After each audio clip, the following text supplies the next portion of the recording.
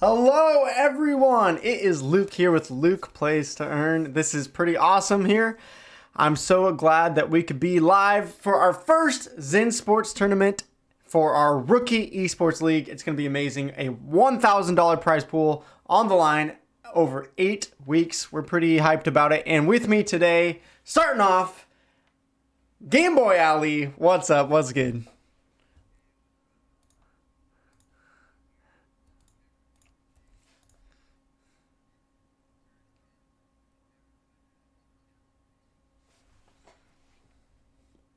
Yeah.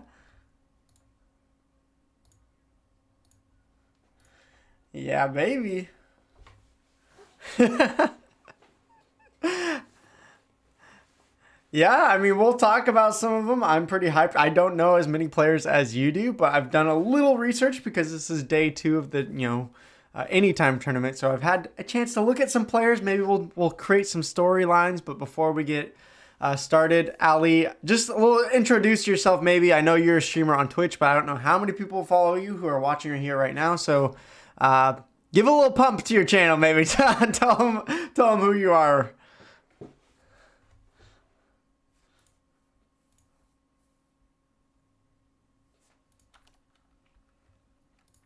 Splinterlands out here. Start over. I think I had you muted for a second there. Try again. Sorry. Okay, can y'all hear me? Breaker 19. We are back. So I am a Twitch streamer. I do stream Splinterlands out here. I'm sure a lot of you guys on Twitch already do know me, but if you do not, come check out my channel. I do giveaways there. I play some interactive games. We take battle challenges and talk about strategy, all that fun stuff. Nice. So you're talking about giveaways here. Does that mean there's a gold foil Yoden or Kitty coming in? Is that what the giveaway Yes, is? just not from me. Well, wait, maybe one day we're gonna have all these cards picked up. So okay, so someone's got to gift you a golden kitty, and then you can gift it to someone else. That is how that goes. Yes, That's how my giveaways exactly. work. I'm waiting. My name's right up above me, so you know what to do, guys. Awesome. Well, I hope you guys check out Game Boy Ali. We can definitely drop a Twitch link in the chat here for you if I can pull up your. It's just Game Boy Ali, right? Yeah, it's got the underscore in it too, just how it is above here. Twitch.tv / Game Boy Ali. Awesome. Well, I'm gonna drop that in the chat. I'd love it if you guys go check out Ali as well, or Ollie. Sorry, Ali. Yeah, Ali. It's Ali, not Ollie, not Ollie. Ali, right? Yeah, I think a lot of people wonder that. Yeah, for sure. Awesome. Well, before we get started talking about some matches, viewing some matches, just thank you again to Zensports for setting this all up. This is an amazing tournament where bronze level players can actually have a chance. Of course, there are some tough opponents here in this rookie esports league. There are definitely not just only rookies, but we have seen people with literally, 6,000 card power. We'll talk about it here in a moment, that are in the top 32 right now. So there is a good chance that over 8 weeks, someone with a card power of literally 6,000 might actually have a shot at winning this whole thing with the Zensports prize pool. Thank you to Zensports for providing it, because honestly, if it was just my tournament run by myself, this prize pool would probably say something like $10, $5, $2, and $1 for 4th place. So that would be way less hype. So thank you to Zensports, who are providing so many esports opportunities in these play to earn games. You guys should check out their Discord. There are more tournaments, more games to come. It's pretty hype. I love working with Zensports. They've been great. Had a meeting with them today, and there are more things coming up down the pipeline that I'm pretty excited about. So definitely check them out, and thank you Zensports for setting up this tournament. So as we go along, this is the schedule for the next 8 weeks. If you are participating, remember that this is a circuit point tournament. The way that you jump ahead and get to the finale is that you have to have the most points over 7 weeks, and you earn points by ending each tournament in the top 32. So remember that if you want to make the finale, this is just week 1. also enter in all the tournaments coming up January 19th, 26th, February 2nd, 9th, 16th, and 23rd. There will be a tournament each week, and I'm pretty excited. I don't know about you, Ali. You've played in more tournaments than me. What has your experience been like playing in these tournaments? Not just, winning stuff, but do you feel like you've grown and learned things and improved as a player by entering in more tournaments? This is actually where I feel like I learned the most. Other than playing like one-on-one challenge matches with friends and my fellow streamers, where we're on Discord chat together at the same time while we're playing, and then we're breaking off each other's, we're teaching each other, our strategies, right? That's where I learned the most. Other than that, it's tournament play. Because really you end up, the further along you get, you end up matching better and better players. So any loss there is you really consider it and you really give it some thought. Why did I lose? You also get to watch the best players go head to head and really see what lineups they're using. Like at the finals and the battles there, those are the ones you can really be paying attention to, because those lineups are usually some of the best, that are going to run through like the lower end players. So it's a great learning tool to use. Oops, sounds like I was accidentally got an echo on for you. Try saying something again. Hello. Where are we live today? Are we on Twitch? Or are we on set? We're on YouTube here. We're on YouTube. Yeah, I figured because I was just looking for it. So yeah, okay. We'll probably restream moving forward in the next following weeks so that we can get across multiple platforms. But today, just keeping it simple, sticking to the one stream here, and hopefully, I think we're messing around with the different audio settings, trying to get it set up best as possible. So we'll keep working on it and making sure it sounds better as we go. But thank you, Ali, for being here.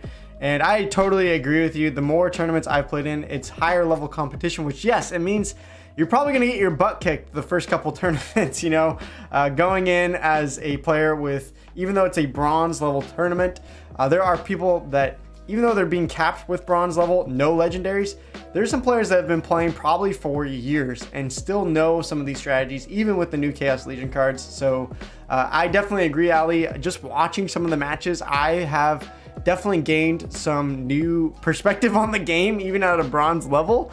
And I think that as we go along in this tournament, it's not just only to hype up the storylines, not just to show what's going on, but I think as we watch matches, people are actually going to get better at this game, and that's why I'm excited to be able to cast this with you, analyze some matches, and I bet you just watching these matches, I'm gonna improve as a player quite a bit just watching these games.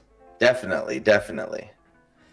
All right, so a couple other things to note during the tournament here for you guys. Again, it is a circuit point tournament, and Ali, I don't think you know I did this, but just as a placeholder, we have Ali winning it all. Look at this on the leaderboards. And who did this? Oh wow, yeah! I'm gonna get first, second, third, fourth, all the way to 16th. Wow, I knew I was hacking the stream somehow. People on my stream actually, whenever I win, they're like, "Rigged, Game Boy's a bot," and this proves it. This proves it right here. There we go. We got Ali just winning it all. You have 32 alt accounts, and you're just entering this tournament over and over again. That's what this whole thing is rigged. Big money, baby. I just wanted to show as a placeholder. Obviously, this is week 1, so no one is up in the leaderboard, but based on who wins in week 1, these will be the points awarded. If you get first place here this week, you'll earn up to 12 points, second 10, and then going from there, -1. 9th through 16th, you're going to earn yourself 3 circuit points, and if you finish 17th to 32nd in week 1, you will earn yourself 1 circuit point. And again, remember, you're trying to make it to the top 16 circuit points after 7 weeks of play. So again, we have quite a ways to go. And let's check out the standings where things are at right now. We have 7 players here at the top. Ali, can you walk us through what are some of the names that you are seeing here? Yeah, so as I mentioned earlier, Z-Force is God is Love's father. So God is Love is a really lovable streamer out here on Twitch who does major delegations. He delegates about over a million collection points in power, to everyone to help them collect their season rewards, at the end of season. And it's just such a blessing. He's such a great guy, good friend of mine. We got Schwartz Child, who's always the top of the leaderboards. He's always going to put up a fight. It's not going to be easy taking him down. Suitcase, another fellow streamer, really funny guy, just popped online not too long ago again. I'm happy to see him. Always been super competitive. A couple of these other names, I haven't seen on the boards before, so it's really interesting to see some new names out here putting in some work. See what they're gonna do. Got Leaderboard, who I looked up, is I think rank 3 right now in bronze. So again, a very high level player we can see. We got Super Cow, which this player I was interested in, only has 57,000 card power, doing pretty well, up at 6th place. So again, nice. There are some high level decks here as far as just the amount of cards, but really 57,000 power isn't much more than I have. Ali, how much power do you have right now? Right now, let's take a little peek. I've got 111,000. Okay, I have some cards delegated out, but yeah, that's about where I'm rocking at. So yeah, we got Uaua. I don't know if that's how to say their name. They won the Splinterlands Zensports Chaos Legion tournament that was last week. I know you were in that. That was some impressive play there. Yeah, I think people, they have expectations for Uaua. Now that he's been killing all of silver, people just expect to see him at the top. So yeah. I'm wondering if some of our viewers, seeing him in 9th place are really just looking at it being like, whoa, what's going on? But really, all the tournaments that we've been playing in with him have been in silver. So now that it's bronze, we removed some alpha beta cards, where there's no legendaries. This is a whole new game for him again, Yeah. So we'll see if Uaua can, fight his way to the top. Yeah, well, let's check out some of these matches here. I got some storylines here that I want to bring up, show you guys some play. We can analyze. I'll let you, Ali, tell what you think is going to happen in this match first, because technically I have already looked and known the winners, but the first player I want to highlight is our person that we highlighted in my video yesterday, Craw.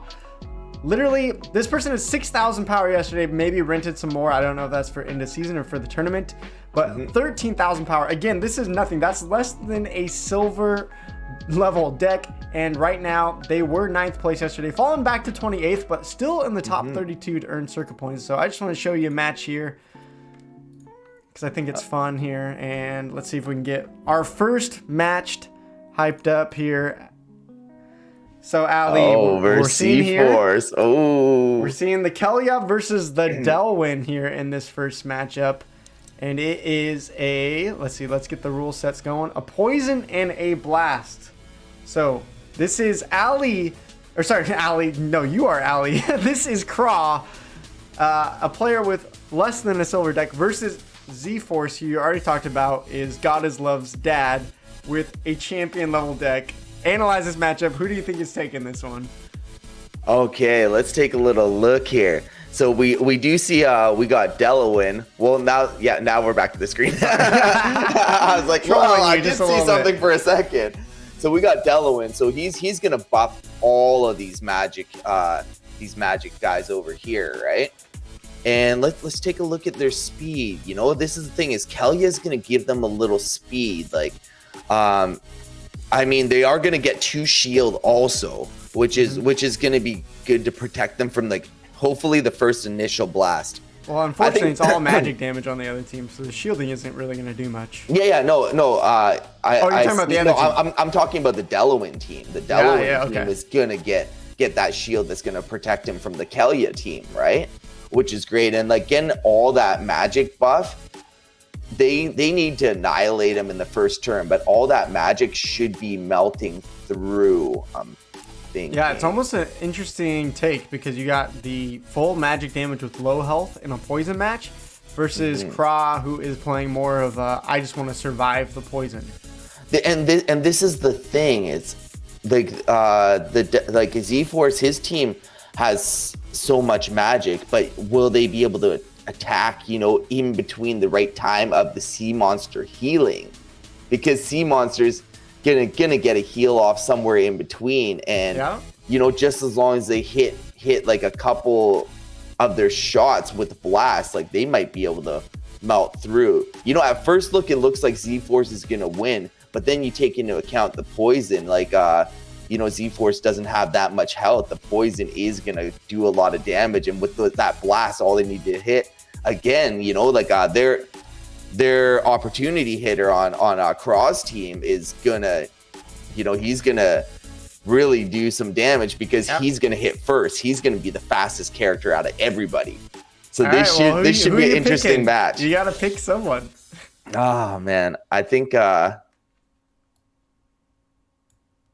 gonna pick maybe Craw's gonna upset here by hitting first and healing. Well, let's see if anyone picks in the chat as well. Chat, give us who you think is gonna win here. Let's play this match and see what happens. See if anyone in the chat can get it right as well. Nah, I don't.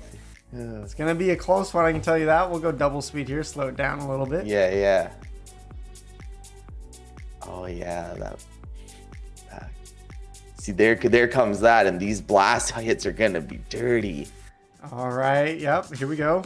More magic blast. That's just such a good way to play blast matches. Yeah, definitely. That affliction there is huge too. Oh, the poison. Removes the healing from Sea Monster. Oh no, we're gonna get Z-Force. There you go. All right, chat. Chat got it with Z-Force there. At least D-Tough Stuff got it. I recognize the Tough Stuff. The Tough Stuff is, I think, on the top of the leaderboard right now. It's so funny because like since you posted that match and you're talking about Craw, I thought you were trying to like trick me. So I was like, okay, maybe Craw's gonna win it, because at first I would like call that the Magic would win, but I'm like, you know what? Is he playing this match for a reason? Is Luke trying to pull a quick one on me? Good way to start the stream. I was trolling you a little bit. Craw had many wins on our video yesterday, so that one was a loss. But again, this is against a champion level player who's sitting at #1 right now. But still, a really interesting matchup, I thought, because it was poison trying to just survive the poison versus someone else that went with the strategy of low health monsters. Let's just do as much damage as possible right away. Definitely. All right, now we got a match from Uaua. Again, one of those top players of the Silver League. Right now sitting at number 10. Got a match for you to see here. Let's pull it up. All right, this time we got Akelia of, what is it, Shawn Michael? Is that Shawn Michael from the WWE? I don't know. To be honest, I'm rooting for Shawn Michael because that's my boy.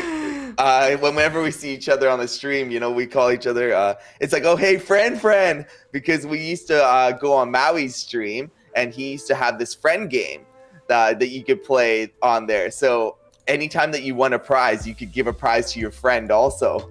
So him and I would like gift each other like prizes that we won. and we're like, hi friend, you know, you had to make friends on the stream, otherwise you never got any prizes.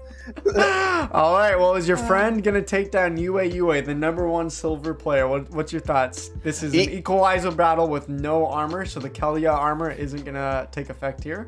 What else do you see? So whenever I play equalizer, I a lot of the time I like to play either death, or you know, by using the life leechers, or I also really enjoy playing fire, because you can use like the dwarf here in the front, you know, with blast. So he only usually has 1 HP at this level. So giving him 6 HP and 4 attack is just dirty, because he's going to hit the front player, and that's going to blast over to the second one. And he's fast, you know, is another thing. So not only that, you got 3 blast players. You got the exploding dwarf, the pyromancer, and the fire elemental. So they're all doing double damage here. 2 different monsters. Yeah. I think you know, that's gonna cause a lot of damage, because the elemental in the back, you know, has that 5 speed, right? That's gonna hit hard. I think we're looking at a really quick team here. They're trying to be in and out. They got all these cards. They got the Serpentine Spy, you know, instead of having 1 health down at this level, has also got 6. It's gonna be a lot of danger in here for them, because they've also got opportunity, and so they're gonna purposely aim for the weakest target. And they got the creeping ooze, which is gonna make all the difference, just slowing the other team down. I'm sorry, friend, but I think it's time for you to take a beating by you know, one of the toughest players out here. Let's play this match and see who gets the victory. Another thing I like Uaua doing, and something I do for equalizer battles, or equalizer, equal opportunity, right? Is that what it's called? Yeah. What I like to do is focus all my damage as much as possible into one source, because really everyone in the whole team is going to have the same amount of health. So if you're focusing backline, snipe, and the front line, you're not going to kill anyone at that point. Yeah. Like you don't want to be spreading it out between like a sneak and snipe and all that, because then you're just not going to be able to kill specific targets. Sometimes something that I do, if it comes down to it, is even put my snipe player in the very front position so they will hit the first position. Like sometimes I'll put Uraeus there, since Uraeus will have one shield. Yeah. Well, there you go. Uaua taking down your friend Shawn Michaels, not from the WWE. They're not the same Shawn Michaels. Okay. Hey, you never know. Maybe he does it in his spare time. Maybe he likes to put on the mask. Jump on the bed, get a little practice. All right. Well, I got another matchup here from Schwartz Child. I think that's how they're saying their name, as best as I can come up with it. This is the #1 player in the Bronze League in general for Splinterlands. So again, a player that knows their way around bronze pretty well. Ali, take us away in this match. What are you thinking? What are you seeing here? Let's see what the rule sets are. Yeah. So we got silent summoners and range can attack from anywhere. Or sorry, in first position. All right, so the summoners aren't going to matter. And chat, while he talks us up, give us your result. Who do you think is going to win this battle? Well, one good thing I can see from Schwartz Child is he did focus, he focused on hitting in the back. So he's going to be doing all that sneak right off the bat, which is gonna clear out these members pretty easily. He is going to take down their Thorns tank, right? So the Cursed Windaku, he's gonna, well, he's not gonna take him down, but he's gonna take down his attack. So really it's gonna end up coming down to if the Cursed Windaku can do enough damage to the people with thorns. So let's do a little quick math here. Yeah. Like I mean, that's something I see all the time, is this Cursed Windaku is almost always playing at low mana and death deck for bronze and silver. It's like anything under 17 mana, I see this card almost every single battle. You know what? I'm gonna go with Schwartz Child here or a draw. I think it's gonna be really close. Oh, a draw to the thorns? Yeah, because of the thorns, right? But his halfling there is probably gonna get a couple shots in, which might make all the difference, just to take down the health a bit more, so they can actually survive it. It's lucky that Uraeus here actually has a shield, because that shield's gonna come in really handy when he ends up hitting the Windaku. I think that's gonna help Schwartz Child win. Yeah, Luke is also saying bottom, so let's see if this is the case here. As you said, the sneak attack's definitely gonna take out that backline quite quickly. Feels like Thorns versus Windaku's Thorns versus the world. Yeah, now he's doing that one hit. He's not even going to be able to run through them. See, like, and he still has the halfling there. So the halfling's going to melt at him while he does one attack each. There's no way he would even make it through there. Yeah, so it looks like Windeku's going to go down. So if you're looking for a counter into Windeku, apparently a sneak attack with a little bit of range is all you need. I mean, the Halfling Alchemist is a pretty expensive card, right? Definitely. But you're talking about just really in that matchup, the one range damage was the only thing that was important. I don't think the halving of his attack damage really even changed the match that much, to be honest. wouldn't have done anything. I've had a bid up for the halfling for a long time. I'm just praying that someone someone sells it to me, like, come on, I need this, baby. Come on. Yeah. All right, it's a great card. So you're saying a little bit about Suitcase, right? Or is it Suitcase? Yes. I see the I before the U, so I don't know. It's the I before the U, It makes him unique, right? Suitcase. Yeah. Suitcase. Talk to me about this player. They're sitting at third right now. Yeah, so he's a fellow streamer. He's a funny guy. Whether he knows it or not, he's a funny guy on his stream, just because he's really straight up, with how he is. If you guys do not follow Suitcase, go check him out on Twitch. He is a Splinterlands streamer, and he does a lot of talk about, like his tactics while he's playing and everything. You can learn a lot of strategy from him. As you can see, he's here in third place. Yeah, so doing well. Luke is submitting a question in the chat here. Do you think anyone has a chance in the tournament with just starter cards? What do you think, Ali? I'm gonna say no. There's absolutely no chance. If you only have, you should still participate because you can learn a lot from just playing in these tournaments. But I'm gonna let you know right now, to be honest, you aren't even going to make that leaderboard to score any points if you only have starter cards. Yeah. There's absolutely no way. A lot of these players are seasoned players. They are top level players, like in the leaderboards. And a lot of the people that are doing well in the tournaments, if you scroll down the list, they aren't even making it in the money. You know what I mean? And they got really established big decks. You got the cards that are available are promo cards, reward cards. We got dice cards and chaos cards. So you're giving up on all the reward cards, all the promo cards, Yeah. Well, I will say, and that's what I did in the video yesterday. If you didn't see the coverage of Craw, a bronze player taking down gold level decks with just 6,000 power. I think starter cards is unrealistic, like you're saying, Ali. But as you said, if you watch the stream and you participate in the tournament and you learn and see what people are using, then you know what cards, okay, I can go rent these. And when I covered Craw, it was like each win they had was maybe 3 to 5 DEC worth of rentals. We're not talking about much here. So starter cards, definitely not possible. But I think someone with not a champion level deck, someone with a bronze or silver level deck, and they rent a couple leveled up summoners and cards, I think we'll see at least a couple of them, maybe 2 or 3 or 4 make the top 16. I don't know. Do you think that's realistic? Yeah, if they're renting some key cards, it's definitely realistic. Now for that starter cards question, if this was a novice tournament, they would have better chances because everyone would have level 1 cards. But since we're playing in like a bronze league tournament, some people have level 3 commons, level 2 rares, rares, and then level. There's no legendaries. And then the other ones, there's no legendaries. But those cards are going to make a big difference. Like some of them are going to now have heals. Some of them are going to have extra little abilities or an extra attack. So it's hard for you to compete against those kind of cards, right? Yeah. I think though, renting a couple level up summoners, as I said, you're talking about a few DECs. So I think it's definitely possible, but let's show another match here. You're talking about Suitcase or Suitcase, however you want to say it.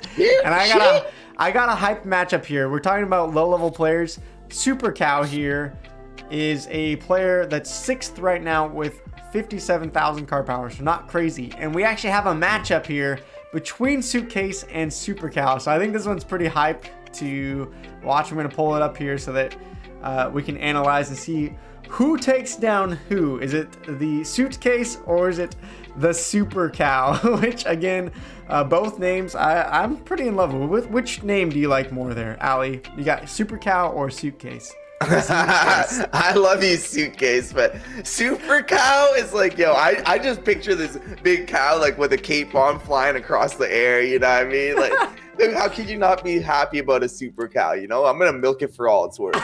Oh my gosh, did you just say milk it for its all it's worth? Did you really just go there?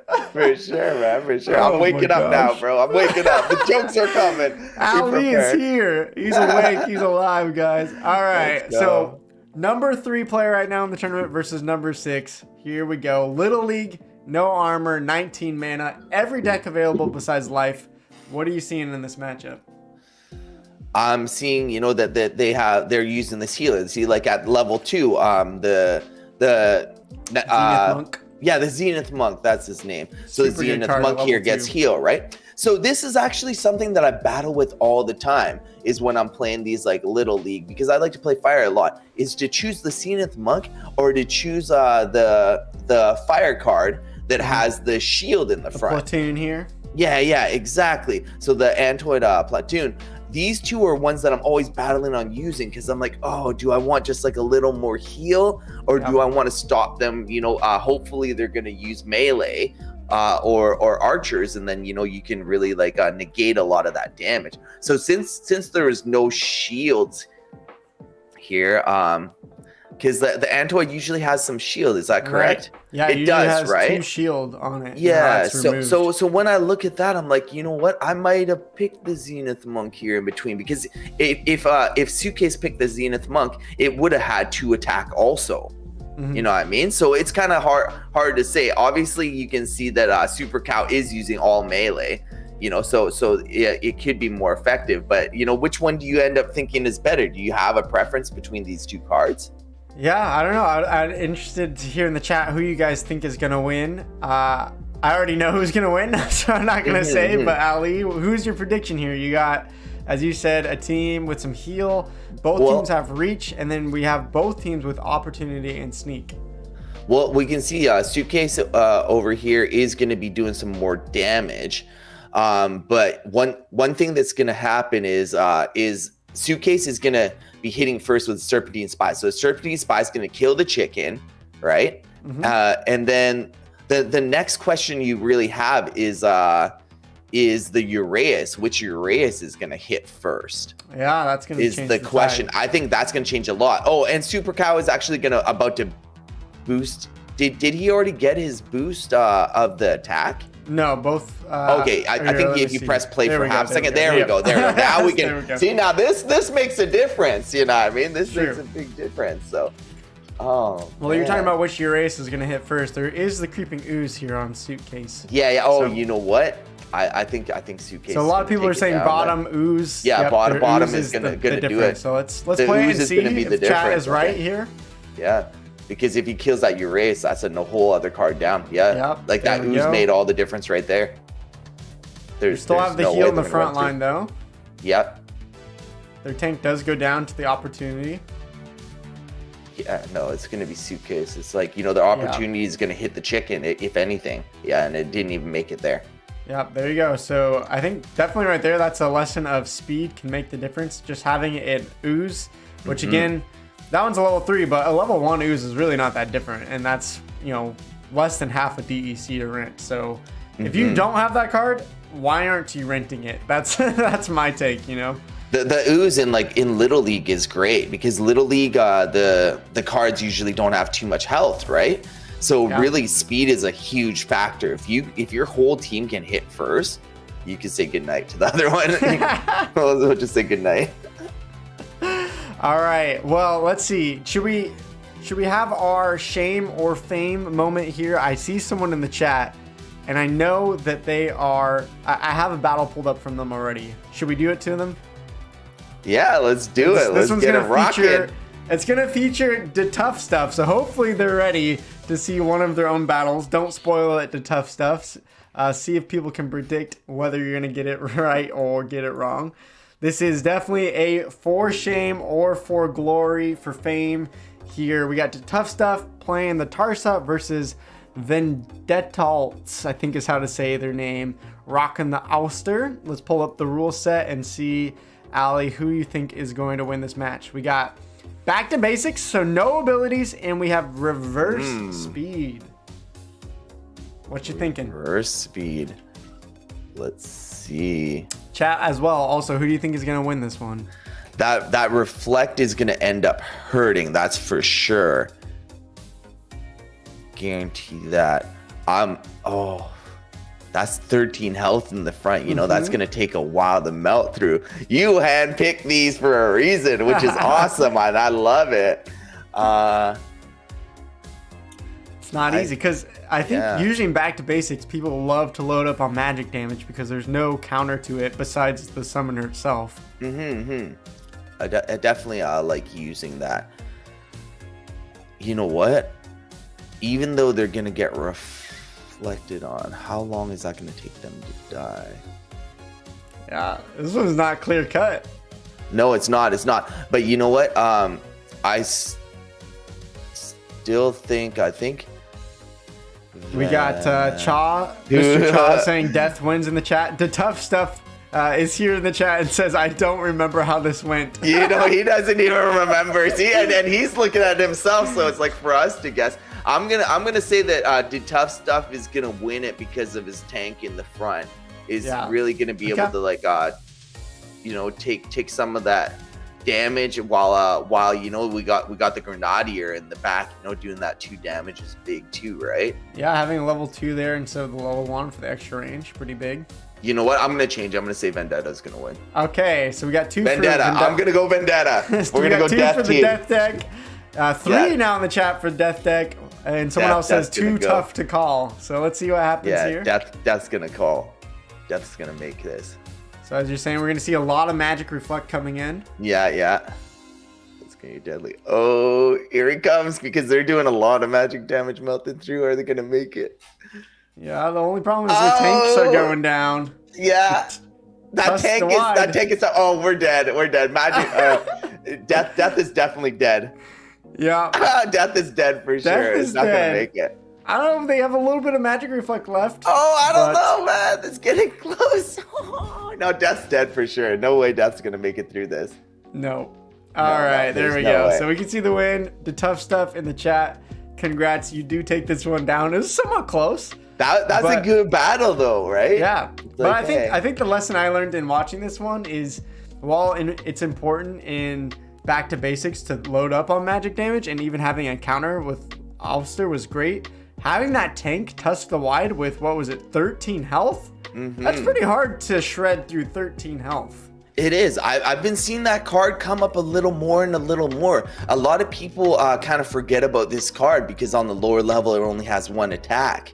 You know, so they're just like, oh, I think people are overlooking it. But since it usually has Void too, like that card can actually be quite effective because it is a lower cost for mana, you know, compared to the other tanks. So I see a lot of people like in these kind of games, mostly when they are, you know, shredding with a lot of magic in these back to the basic games, is they're just throwing in like tank, like cards that have lots of health in the front, whether they can attack or not, and it can be quite effective. It makes all the difference in the battle. Yeah, and I think Tusk the Wide, just having that card, if you don't own it, renting it is super important if you're trying to play fire, because magic damage at bronze level is so huge, and Tarsa, there isn't many opportunities to stop it in the fire deck. So if you don't have Tusk the Wide, 6 mana for that much health, even though the damage is low, just having a Void with that much health really can counter all of these Obsidian matches, some of these Mylar teams that run magic damage, stuff like that. I really like the card. I think it's definitely a winner for me. All right, I'm definitely going to play with it more. Yeah. Well, accidentally, I got another for shame or for fame with the tough stuff, but I actually didn't pick this match because of him.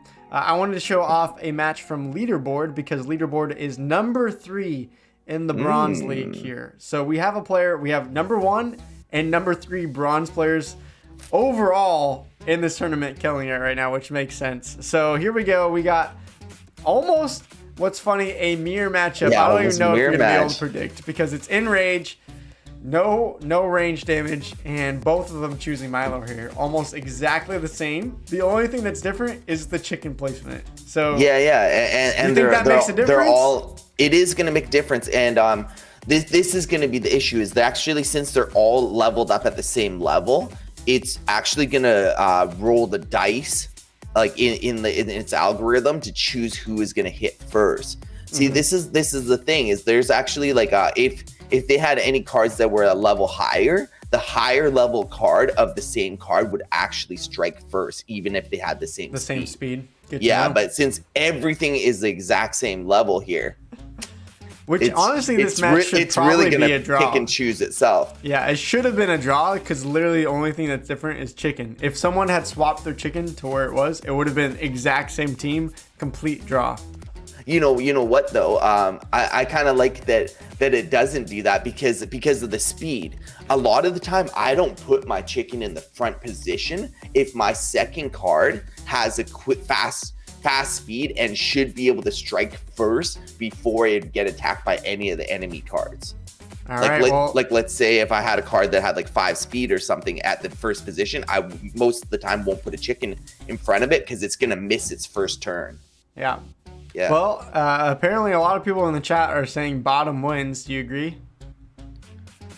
Or do you just have no idea? Bottom's going to get its chicken eaten up first. It's all going to depend on, okay, so when this chicken dies on the bottom first, is the unicorn from the bottom on leaderboards going to be able to attack? Because it depends on if they chose unicorn on the top to hit first or the bottom. If they chose bottom to hit first and he misses his turn because of the chicken, then bottom's going to lose. So let's see when the chicken dies, if the unicorn on the bottom will attack. If the unicorn on the bottom will attack, I'm going to say bottom's going to win. All right, so we got chicken dying off first. All right, let's see if this unicorn attacks. No unicorn. It missed its attack because they put the chicken in the front. Just like I said, man. So that's something to pay attention to, you guys. The problem is, though, actually, I put this as kind of a troll matchup because it really doesn't matter. Oh, it's going to draw out. Because all the double heals. It doesn't draw out, but what's interesting is this is kind of one of those a bummer matches where it feels like it should be a draw because it's almost a complete mirror. Yeah. But what happens is that if we let's replay it. The tough stuff actually loses. Leaderboard takes the victory. Sadly, that could have flipped things around. The tough stuff might be higher up in the leaderboards if he takes this instead. Really, the only difference in this matchup on this mirror match almost was the fact that this unicorn attacks first, so the other unicorn gets enraged and then attacks the other one. Yeah, and then also the thorns is going to help it kind of edge its way. And then that unicorn's probably just going to do damage to everyone else because no one can hurt it. Because all the double heals come in, and then this one attacks first, meaning this enrage gets to go next. So that's literally the only difference from there. It's just a 1 HP difference round by round. So this is a really funny match. Yeah, that's one of the ones that's like, oh, that kind of feels bad, you know? Yeah, totally. Like, if you lose this one, you're probably screaming at your computer.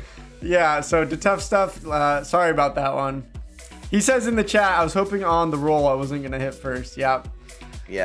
Pretty big bummer there, but, you know, Splinterlands, it happens to the best of us, right? We all have matches like that. Totally, where you're just watching it and you're like, am I gonna win? Like, it's all RNG at that point, pretty much. Yeah. Well, let's take a quick look at the standings so that we can see what matches are important. We got about 2 hours left to this tournament, so some more matches are going to come in. Remember, everyone should be finishing with about 28 matches. So here we go for Z-Force and Schwartz Child. They're essentially tied for first with a different tiebreaker points. The next battle that comes in from these two could determine the entire tournament, who gets first. Because if you end up with 25 wins and the other person doesn't, that's going to flip the script there. Then in third and fourth, we already have 2 players that are finished all 28 matches. So now we're talking about people hunting them down. So Leaderboard actually has a chance here to still go from 5th to 1st if they win their next 2 or 3 matches. Same thing with Fadu, I think is how to say their name, maybe. That's one of the funnest parts. Is every single different streamer says it different, and so some of these people have multiple names out here. But everyone knows how to say Super Cow. Super Cow. Well, Super Cow still has a chance to get 25 wins and jump up to first with 2 more matches. Yeah. NN has already completed all of theirs. They're number 8 right now. The one thing I hate about Splinterlands tournament is that the scroll changes every time a new activity comes in. So sorry if it bounces back to the top here. I've been trying to scroll and same thing. Same thing. So Splinterlands, if you're listening, please go fix that for us. We got Godzilla, a gold player, coming in at 9th here. 1 more match to play. Kazarak also has 3 matches to go. Potential to win here. Uaua, as you said, already played all their matches but 1, so they're not. There's a potential they don't finish top 10, even though they won that last Zensports tournament. Any other names you want to shout out here as I scroll through? Anything else interesting? I think a little bit down here, we see the tough stuff here, which is amazing. We got Aubrey D, Albie's one of the top silver players. He's in 25th. Blade Song, a fellow streamer out on Twitch. Nice. So we got Craw, who were highlighting earlier, 29th.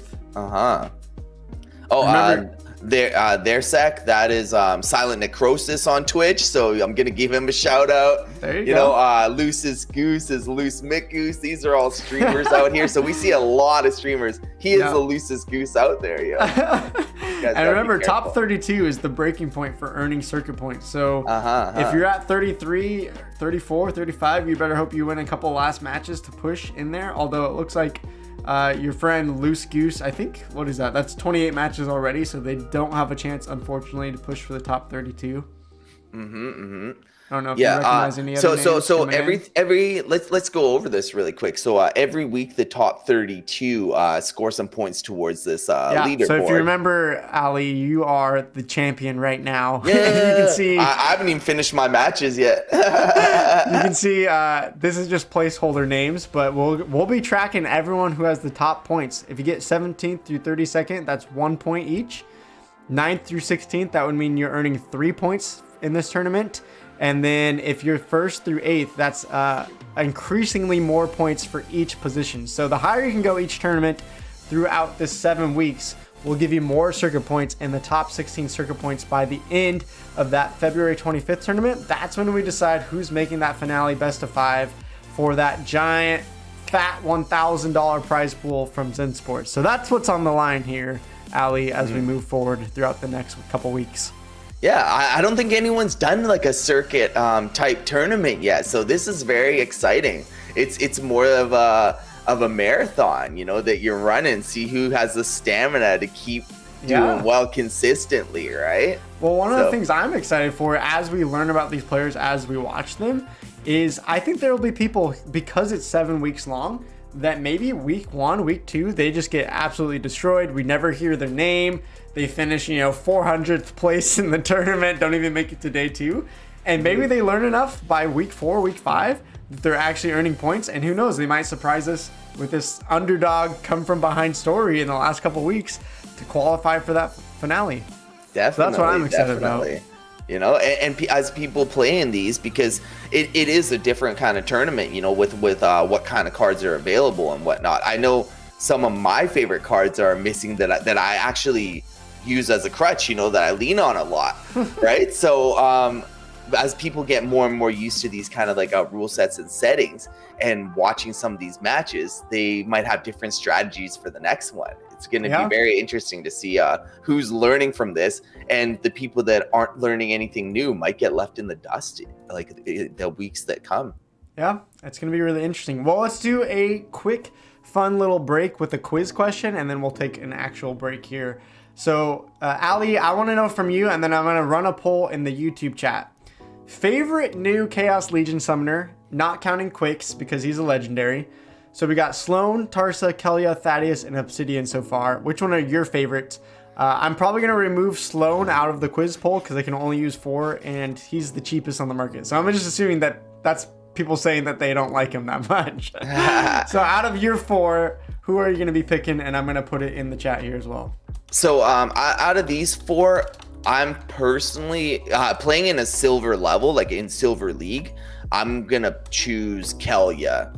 Just because, like, with the Diamond Shark, the River Hollandale with the Inspire, and you know how the Diamond Shark gets enraged, you know, with the Trample. When it's inspired, it can really do a lot of damage. It's just insane. It can just run through multiple players. I like to use that, and with the Inspire from Hollandale, I like to add in the opportunity, the ugly fish. What's the ugly fish's name? That's what we call it, actually. A lot of time. Deep lurker, right? Yeah, the deep lurker. That's why I don't remember the name anymore, because that's just what we call it nowadays. Like when we're playing like with our friends, we're like, oh, he's using the ugly fish. You know, it's just more fun, right? It's the ugly duckling of the ugly duckling, and that's what I've just started knowing it as, because all the streamers call it the ugly fish. No one calls it the deep lurker anymore. I think we just created an idea for Splinterlands. They need to make a skin for it where it actually looks really cool and beautiful, and it's really an ugly duckling transformation.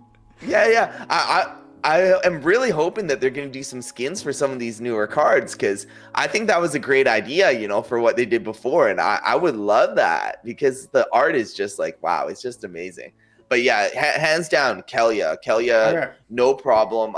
After that one, if we are counting Quicks, I really like to use Quicks to do like kind of like speed and flying. Like I like to rock that just because it's going to lower their speed and then make me hard to attack. And then Obsidian. Okay. Oh wait, no, Tarsa even above Obsidian. I like to use Tarsa a lot in like in the little monsters battles. Okay. You know, like 4 mana and lower. Yeah, adding that one attack is beast. Yeah, well, there's interesting because no one in the chat is voting for Obsidian, which Obsidian is the most expensive summoner right now. And I thought, oh, bronze and silver, everyone loves that magic damage spam, but no one is picking Obsidian. They got 44% Tarsa, 56% Kelia. So right now they're agreeing with no you. one picking Obsidian. And you know what? It's funny because I actually play Thaddeus a lot too, because I have a Thaddeus at a higher level than these other ones. Yeah. And I play a lot of Obsidian too, but I don't know, maybe people like they're just used to playing these kind of teams, you know, they get more love. Yeah, I mean, I think it definitely also depends where you're playing at, because in bronze there's so much Kelia spam with the Serpent of Eld, heal, and armor repair. Definitely in silver you start to see a little bit more magic damage. One thing that I kind of surprised me though was when I did this gold rental deck and I did the death team with Thaddeus, I actually enjoyed it a lot more than I thought I would. And really what I've discovered is I think it's a great deck, especially when it's mana under 20. I think there's some good cards that are all 3 or 4 mana. You add a low level up on them, and there's some pretty powerful combos. And watching the Chaos Legion tournament last week, a lot of people were using Thaddeus more than I thought. So to me, I don't know if it's my favorite, but I think Thaddeus is pretty underrated, to be honest.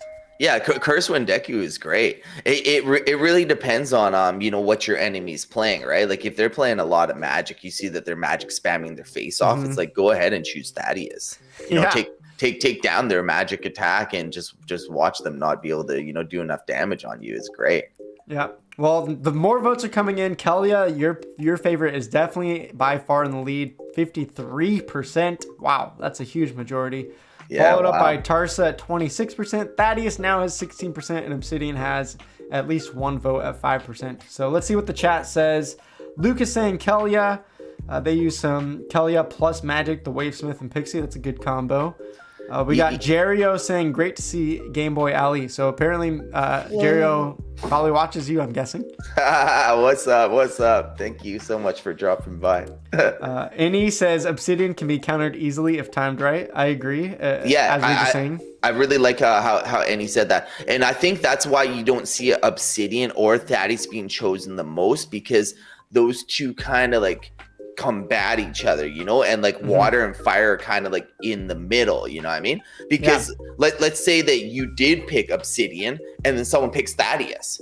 Yeah. You're gonna have matches that you play and you're just gonna want to swear at the computer. You're gonna be like, you know, like the second you see it, you haven't even seen the lineup yet. You're like, oh my God, right? So like you don't really have that as much with fire and water. You're like, okay, like I can still win this, you know what I mean?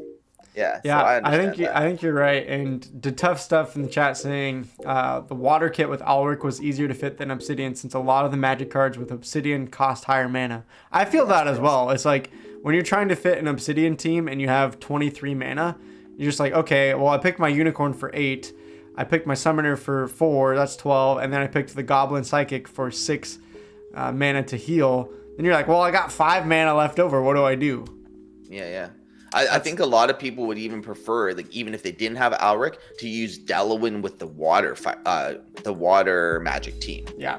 You know what I mean? Find like, myself using Alric way more and Delawin way more. Although when we switch to modern and wild format, obviously Alric and Delawin won't be able to be used. So I'm curious when those two formats come out, if we ask that question again, if the answers will be different. Yeah, that would be interesting and exciting. All right, well, we're going to take a short 8-minute break, and we'll be back then. So if you guys need to do whatever, you know, hang around. We'll be back here in a little bit. We're excited for more matches. We're going to see potentially a couple last hour or two pushes to see who gets into that top 32. So hang around, chat. We'll be right back here in a little bit. And we're going to have a trivia question later on with Game Boy Ali for a Chaos Legion pack. So you want to stick around, and we'll see you guys after the break. Peace out.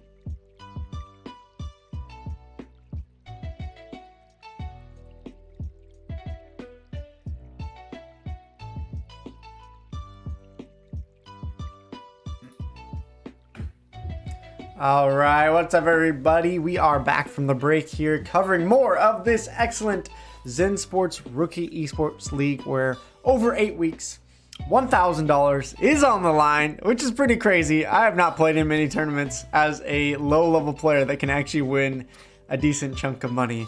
Ali, what about you? What's the biggest tournament that you could have potentially won? What's the biggest prize pool? That would have been a Zensports tournament, and it was the biggest one they had. Well, actually, now that I think about it, I didn't make the top 32, but I made the first qualifying round, and that one was actually for $25,000 was the prize purse.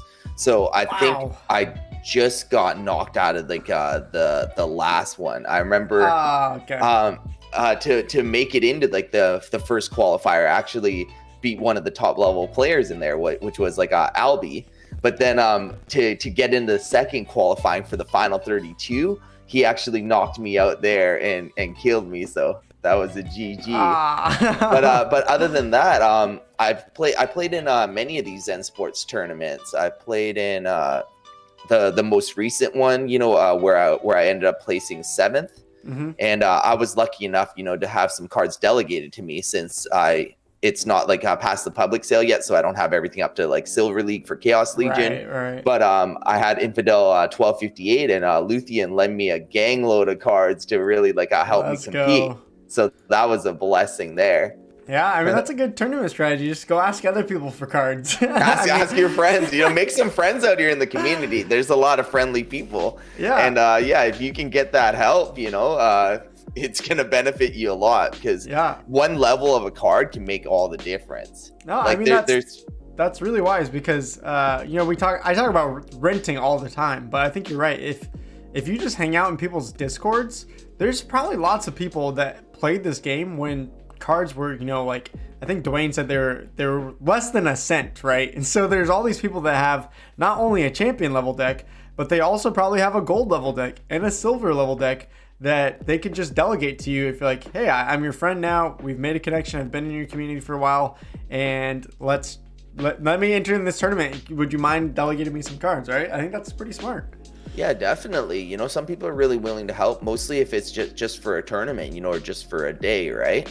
And it just really depends on your situation. Like, even if they can lend you one card, like the difference when you have like a Mycelia card, right? From level 1 to level 2, add Amplify, or when you're adding an extra attack, like on like the Reach character in like the Squid, in water, it's like, hey, that one extra attack is going to make a huge difference. Mostly if you use Inspire with it too. Now that thing's hitting for 4. It's like, hey, and then the other person doesn't have Inspire because they don't have Hellendale leveled up. They're going to be hitting for 2. You're going to be hitting for 4. Who you think is going to win? Right. It's like bringing, a knife to a gunfight, and you stand 20 feet away. Like, good luck. You better have some throwing skills, buddy, or you're going to be laying down. Awesome. Yeah. I think you're totally right. Just having a couple of cards leveled up can sometimes be the difference. And Chamba in the chat said, been playing the game for 6 months now, but I haven't gotten a chance to join a tourney. Well, let me tell you about Zensports. They're creating lots of tournaments, including this Esport League, where there's 6 more tournaments after this one. So, Chamba, if you missed this one for whatever reason, there's 6 more weeks to go. But, Ali, are you ready for our next edition of Fame or Shame? We have someone here that's in the chat that we have one of their matches pulled up. Are you ready? I'm ready. We might have to shame you. Well, here we go. Fame or shame for our boy Ali himself. Let's go, Game Boy Ali. Playing in the tournament. Speaking of, playing for big prize pool, you're also in this tournament while analyzing these with me. So thank you for doing both here today.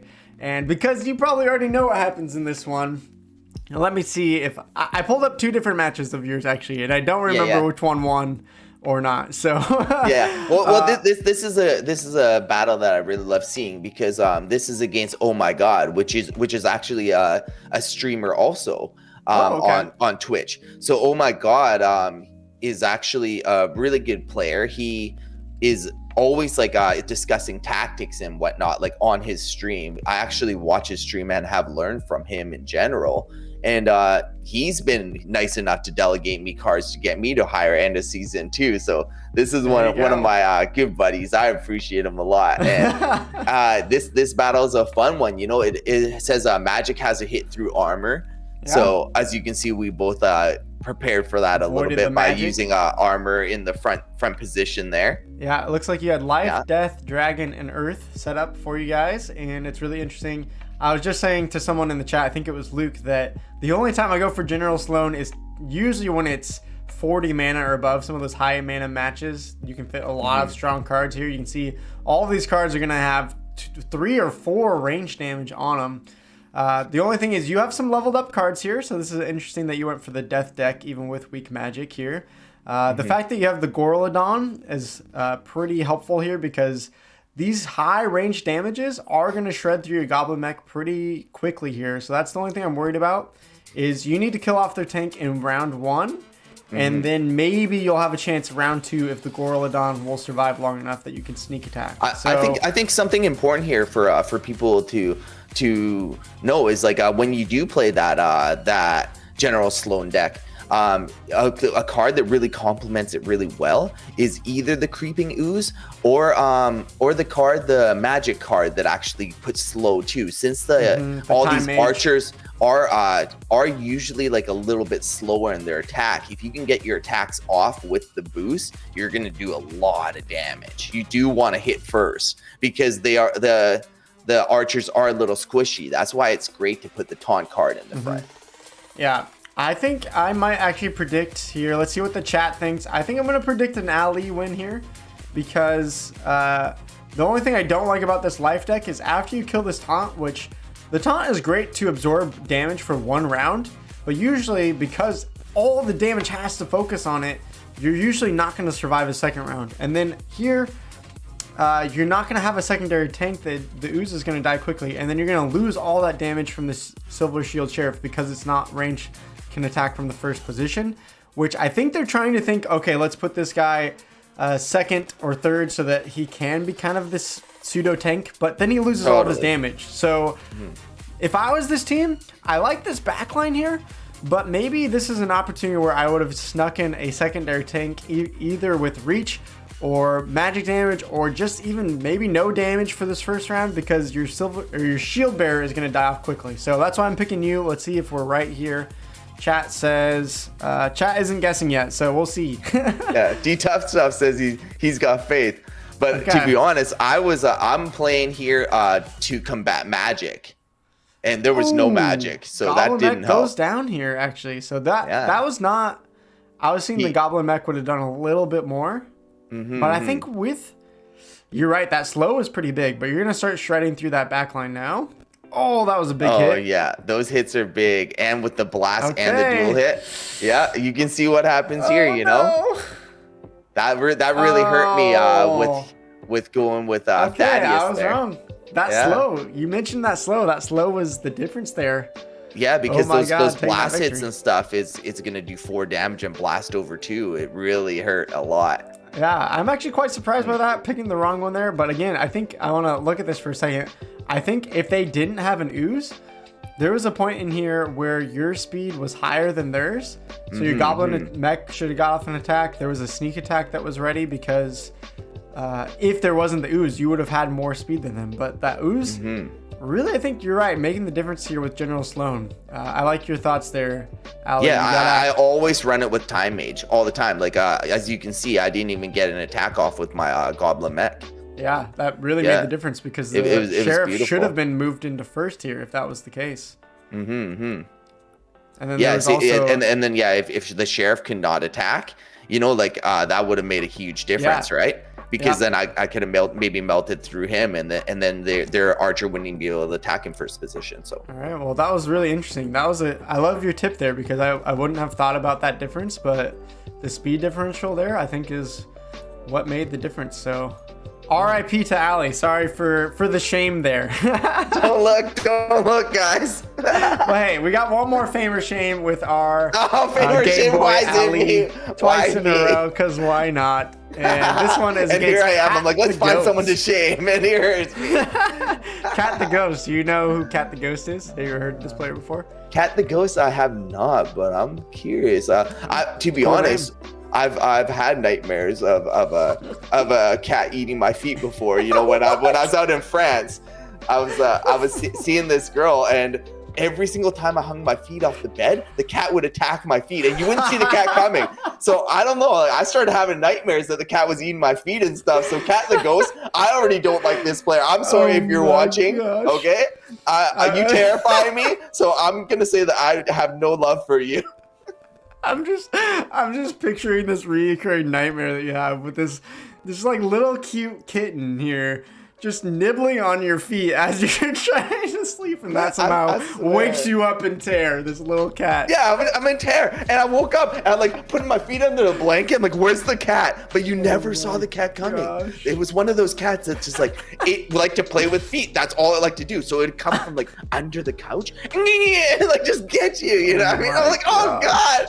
You know, you're just trying to chill, like eat like a nice meal. You know?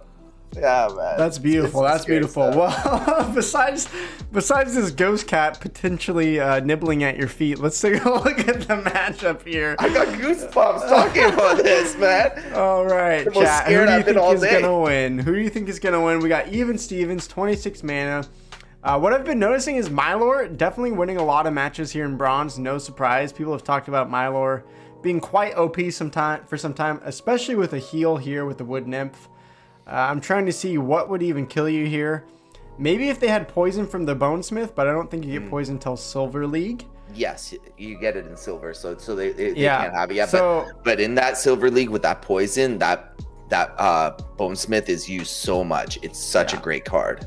Yeah, and one thing I see here too, what I try to avoid and what I tell people who are lower level to avoid, something I'm not liking about this team is you got 1 damage to go to the tank, 2 damage to go to the tank, then you got 1 sneak attack, and you got 1 snipe attack. Yeah, spread out again, like how we were talking earlier. That spread is not going to help you, unless you get really lucky. Yeah, unless you have high damage with 1 snipe attack, then maybe it's worth it. But usually I like to go either double sneak or double snipe. So the lack of focus there, plus the thorns on Mylor is going to kill off this Badger. The Windeku is going to die off. There's no way it shreds through. So I think this is an easy GG for Ali here. Let's see if you get your moment of fame, though. We got to double check. The Life Leech is going to do a little bit, at least. But even then, I just don't think it's enough. Especially with the double opportunity is really smart here. You're going to get to attack the Life Leech. I think if you didn't go double opportunity, then I would have had more faith that the Life Leech could keep going. Because your heal did die off. So this is not... Cat the Ghost, I didn't give enough credit to. There was some good strategy here, but I think because you had opportunity, you're going to kill off here, and then they got nothing left to offer. All the misses, though. Yeah, he's missing. That's the thing is the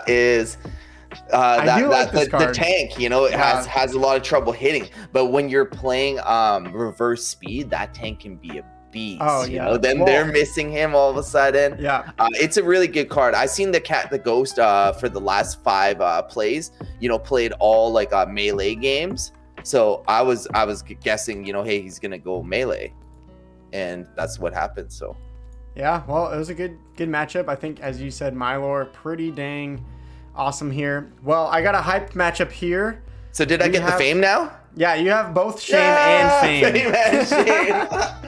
It hurts. A little bit of both. It feels so good, but it hurts. All right, so this one I'm showing you. We're not going to analyze it. I just want to show this is the match that Leaderboard here has now officially taken first place spot in this tournament. So let's watch what happens here. And he had to do it taking down my boy Dishonesty. Oh, how no, dare you know Dishonesty?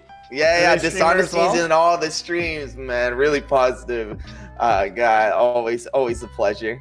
Oh, well, that's a bummer for them, but for Leaderboard, this is a good matchup. We got reverse speed plus back to basics. As we've said before, back to basics, magic spam, there's nothing you can do. 6 armor even if this card had Void, you're gonna lose the Void because of Back to Basics. So Delwyn here, I think that's the easy victory, right? Yeah. Definitely, like back to the basics. It's like magic is the key. Magic's gonna really take you a long way. Shred through their whole tank. They have a little magic damage here, but clearly just not enough, especially with Delwyn here having the extra +1 magic. Yeah, easy win there. And there you go, leaderboard. Now in the top position there, 24 wins and 2 losses. So technically 2 matches still left to play. Yeah. Well, leaderboard better not run into me because I'm famous. With my shame. Yeah, there you go. The fame and shame. So rank number 3 on the bronze leaderboard list now. Taking down Schwartz Child here so far. That's rank 1 on the leaderboard. So that's really interesting. Yeah, wow. This is exciting. I wasn't expecting some of these people to be up here, which is really cool. Z-Force, I don't even know if I've ever seen Z-Force play in a bronze tournament. So it's very cool seeing Z-Force up here in second. I wonder if his son God Is Love is playing in the tournament also. I don't think I saw a God Is Love. So I don't know if I can't imagine a world where God Is Love doesn't qualify for the second day, right? Yeah, I mean, there's no way that if he played, there's no way he didn't qualify for the second day. I guarantee that. He's a boss player. Well, maybe he's napping, or maybe he saw the word rookie and was like, well, I'm not a rookie. I got to stay away from this. He's like, I'm a champ. All right, well, we got a new person on the leaderboard as well. So let's take a look at one of their matches, see how it went for them. I don't remember who won in this one. I pulled it up a while ago. We have another appearance from Cat the Ghost. So I'm assuming you guys are all in the same group. Maybe you also faced Fox here. Foxconn Mars now in 4th place. Well, let's take a look at this matchup. Who do you think is winning? Both going for the death deck here. And the rule set looks to be Enrage and no legendaries. Enrage, no legendaries. Yeah, usually when it's Enrage, I kind of look for like who has some higher speed. If someone has, I like to use like high speed and flying if I can sometimes, in Enrage, and then hopefully have a chance where they can't hit me at all. It's really fun to watch, but I see we don't really have much of that here. We do have Reflect on Fox's side, which is not going to do anything. So that's going to be a little bit of a waste of a summoner, but we have Thaddeus on Cat's side that's going to take down 1 piece of health on each one of them, right? And he's going to take down 1 magic attack too. So I think that Fox has predicted that they're going to play some magic, and they even use the prismatic, for that. And I don't know if that's going to really benefit him at all. No, it's not, because Cat the Ghost went all melee and range. But their Sandworm is going to take out their snipe in the back. Yeah, no doubt, right? Like having just that 5 health, they're gonna get hit that first time and they're gonna die. Yeah. So. And I think something else that I'm seeing, one thing when I don't know if you think about this for Enrage, but one thing I think about in Enrage is in backline, oftentimes your backline isn't going to get hit and enraged. So you're going to think that a lot of your monsters are 2 or 3 speed. If they're attacking the front line like these ranged characters are, then if they get enraged, and Bone Golem isn't a high speed, but once it gets to prismatic energy, enraged 6 speed. Phantom Soldier enraged 5 speed plus flying. I don't think these cards are actually going to get that many hits off. Yeah, they're not going to get enraged. They're just going to be melted. Like what would have been a good idea by Cat the Ghost is actually to put the cards with armor in the back, because the cards that typically have sneak that hit into the back are melee cards. So it's like, you know what? Yeah. Like I would have put the Gargoyle Devil in the back, and actually a lot of the time I actually will put Uraeus in the back sometimes, even behind archers. If that's the only like shield card that I have in there, like that's towards the middle or the back, like I would actually throw it in the back and it saves me a lot. Yeah. For that extra attack, right? I agree. I think Fox has got this one. I'm going to say that Fox has got this one, because even though that prismatic isn't going to really do anything, it's going to tank. Well, they're attacking from the back, 2, 3, 2. Yeah, no, I still think Fox is going to come through with this. This Sandworm's going to do a lot of damage. Yeah. Well, let's see what the chat thinks, but as we play it, see who gets it right. We're both going Fox. I haven't seen any chat predictions quite yet. The -1 damage means they're not going to do anything to Bone Golem, so that's helpful. But even then, ooh, the Enrage. Who gets to attack first with their Bone Golem? That's also I think it's going to be... important. Oh, I thought it was going to be Cat the Ghost. See, that's because they're the exact same level, so it's just a roll of the dice. Yeah, I think that could maybe make a difference. Sometimes RNG is gonna make that difference.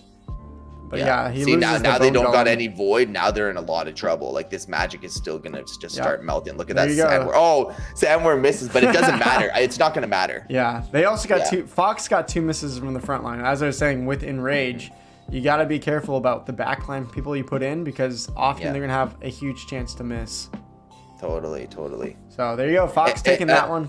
Another thing with like Enraged rule set, sometimes I like to avoid magic because magic can trigger it right away while they still have a bunch of shield.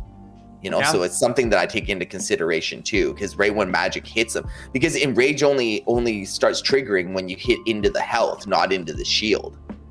So that's something I'd like to consider. It's like, hey, if you're using a lot of magic, you might be enraging this guy right away, and then it's like, and then you have melee and you keep hitting their shield while they're just tearing through you. Is deadly. Oh, Yuki did say Fox had a higher level Bone Golem, so that's why he went first. So that one did he? I thought he had the exact same. I don't know. Maybe I'm tripping. Maybe I'm tripping too. But yeah. Maybe we're all tripping. Yeah. Let's take a look at the standings, because we have an hour and a half left before all these matches are either played or forfeited. So we're coming down to the wire here. We've played 1,214 battles out of 1,603. So really just 390 battles left in the standings right now. As I said earlier, Leaderboard in #1. Again, if you click on them, they are the 3rd on the bronze leaderboard, so not too surprising. Z-Force, you said, is God is Love's dad, correct? Yes. How often does Z-Force play? Because God is Love is a pretty big name. Is Z-Force a pretty big name as well? Yeah, Z-Force is always playing. Like when I'm watching streams, I'm watching Gank end up playing Z-Force, live. Yeah, he's 91st champion right now. Yeah, 91. 91st best player in the game, you can argue. Yeah, well, for right now, but he's definitely a good player. He's playing in some of these big tournaments. You see his name coming through. I see God is Love matching up with them all the time, which it must be pretty fun, like battling your pops, And sometimes if one of them's playing tournament and the other one is not, they actually will delegate each other some cards and whatnot. So it's like they have strong decks. They're rocking champion. They're maxed out. They're coercing together. This is unfair. They're using each other's abilities and cards. Yeah, totally. And imagine, they get to share each other's tactics with each other and spar all the time too, right? Yeah. Where are all my family member players? Huh? I know, I gotta get my wife to start playing. She would probably hate it, but... For sure. All right, and third we have Schwartz Child, the #1 bronze player right now. We just watched a match from Foxconn Mars. They are Diamond 943rd currently. We got Suitcase now back in 5th place. So a little bit of a bump down. Fado. This person, 112,000 card power, 87th place in silver, so not bad either. Super Cow, I was really interested in Super Cow because we watched one of their matches earlier. 57,000 card power, again, not that much, and right now sitting in 7th place with still a chance to get first. It's pretty dang incredible. Let's see what else is going on here. NNHS, Godzilla, Kazrak, all in the top 10. Rounding out, Uaua, we talked about winning that last Splinterlands Zensports tournament in 13th place. Does that surprise you? Nothing really surprised me. There's a lot of people that entered this tournament. I mean, even, I play a lot of bronze and silver tournaments. I haven't finished all my matches yet, but the best I can do right now is make it to in 32nd place pretty much. I think I just checked. Yeah, man, so even Ali maybe not making top 32. That's hard. Yeah, no, the best placing I could potentially get right now is 29th currently. When I finish my battles. So that it's tougher than usual because in the last, I think at least the last 7 tournaments that I played in, I placed in every single one of them in the money. So when I'm having a little more of a struggle, some of the cards that I lean on actually are not playable in here. So Yeah. I keep picking these different splinters, and then I'm like, dang, like I don't have these cards. And I'm not just talking about legendary cards. I'm talking about some other cards too, which I won't mention no alphas, yet. no betas. Yeah, for sure, because we're gonna talk about that in a bit, you know. Yeah. Well, let's see. There's 436 people in the tournament in total. So definitely a big pool of players to beat. I just saw Pattern Root here in 16th. They are 5th in bronze on the leaderboard. That's pretty high up. The tough stuff, we watched a few matches in the chat earlier. Back into 23rd place with, what is this, 2 matches to go. So maybe they could jump up to 23 wins, gets them into the top 10. That would be exciting to see. I suggest for anyone that's like planning on playing these future tournaments that we're having for this rookie league is to really go and like look at some of these top players and take note of what cards they're playing in the tournament. Yep. We got Craw, the player I highlighted earlier, with the very lowest deck I've seen that is ranking up, still in 30th, trying to hold on for some circuit points.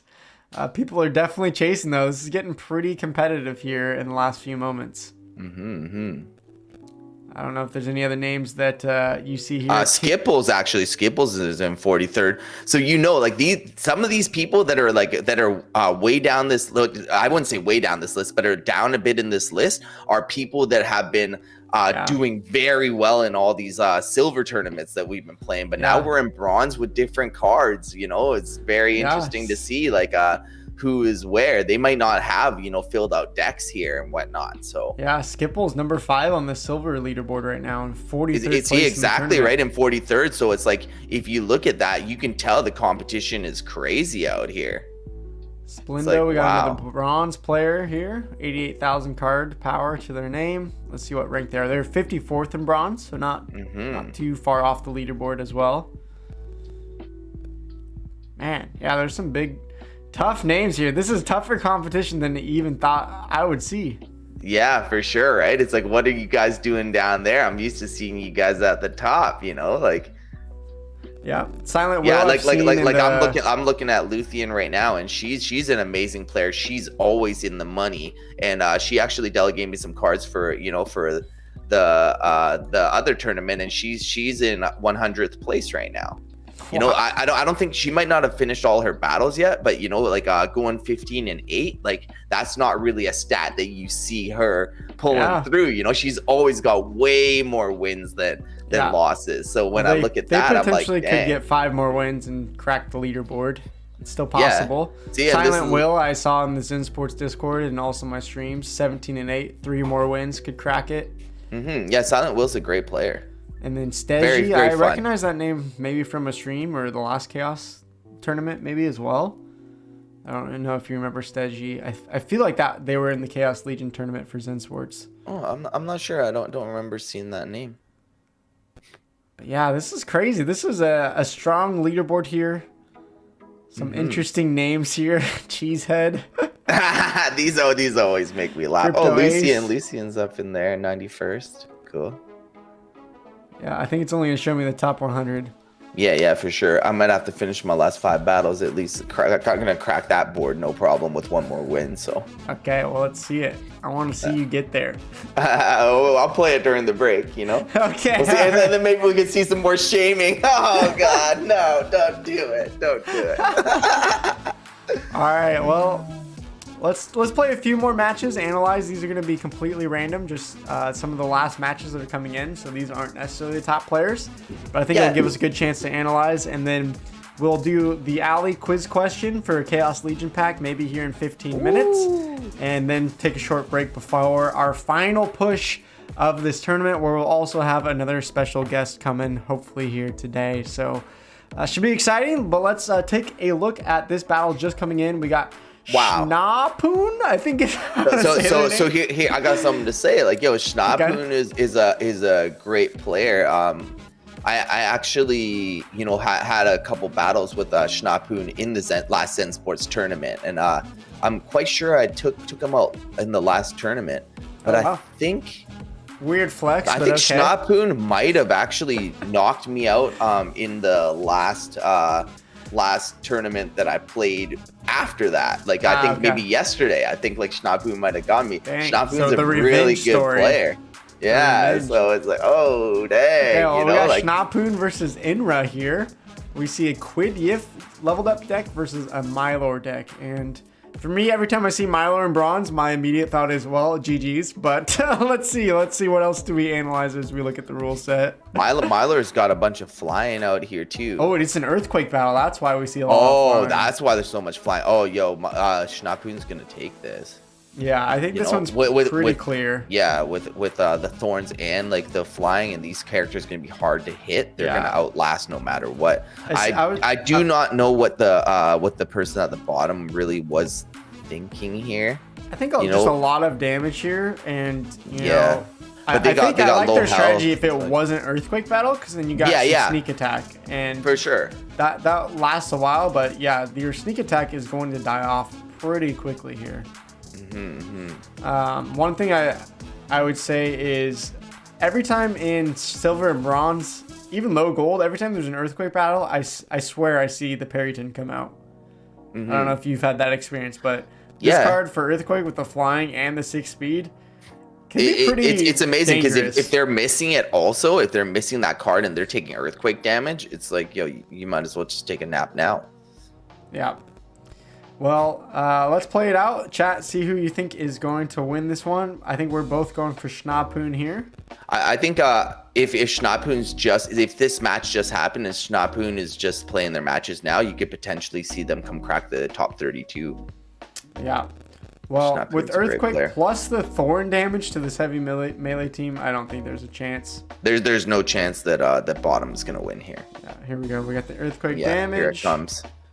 Goodbye. Go to sleeping. Yeah. Bang. Some good cards here. Leveled up Mitika. That's probably not a cheap card. It's not a cheap card. You know, a lot of the time you just see it at level 1. Like I bought it when it was cheaper, and I look at it all the time now, wishing it had a higher level. But yeah, that Mitika. Oh. All right. Well, here we go. Nice win there for Schnapoon. That's how you say it, right? Yeah, Schnapoon. I would assume so. I don't know. We always butcher all these names. It's all part of the fun.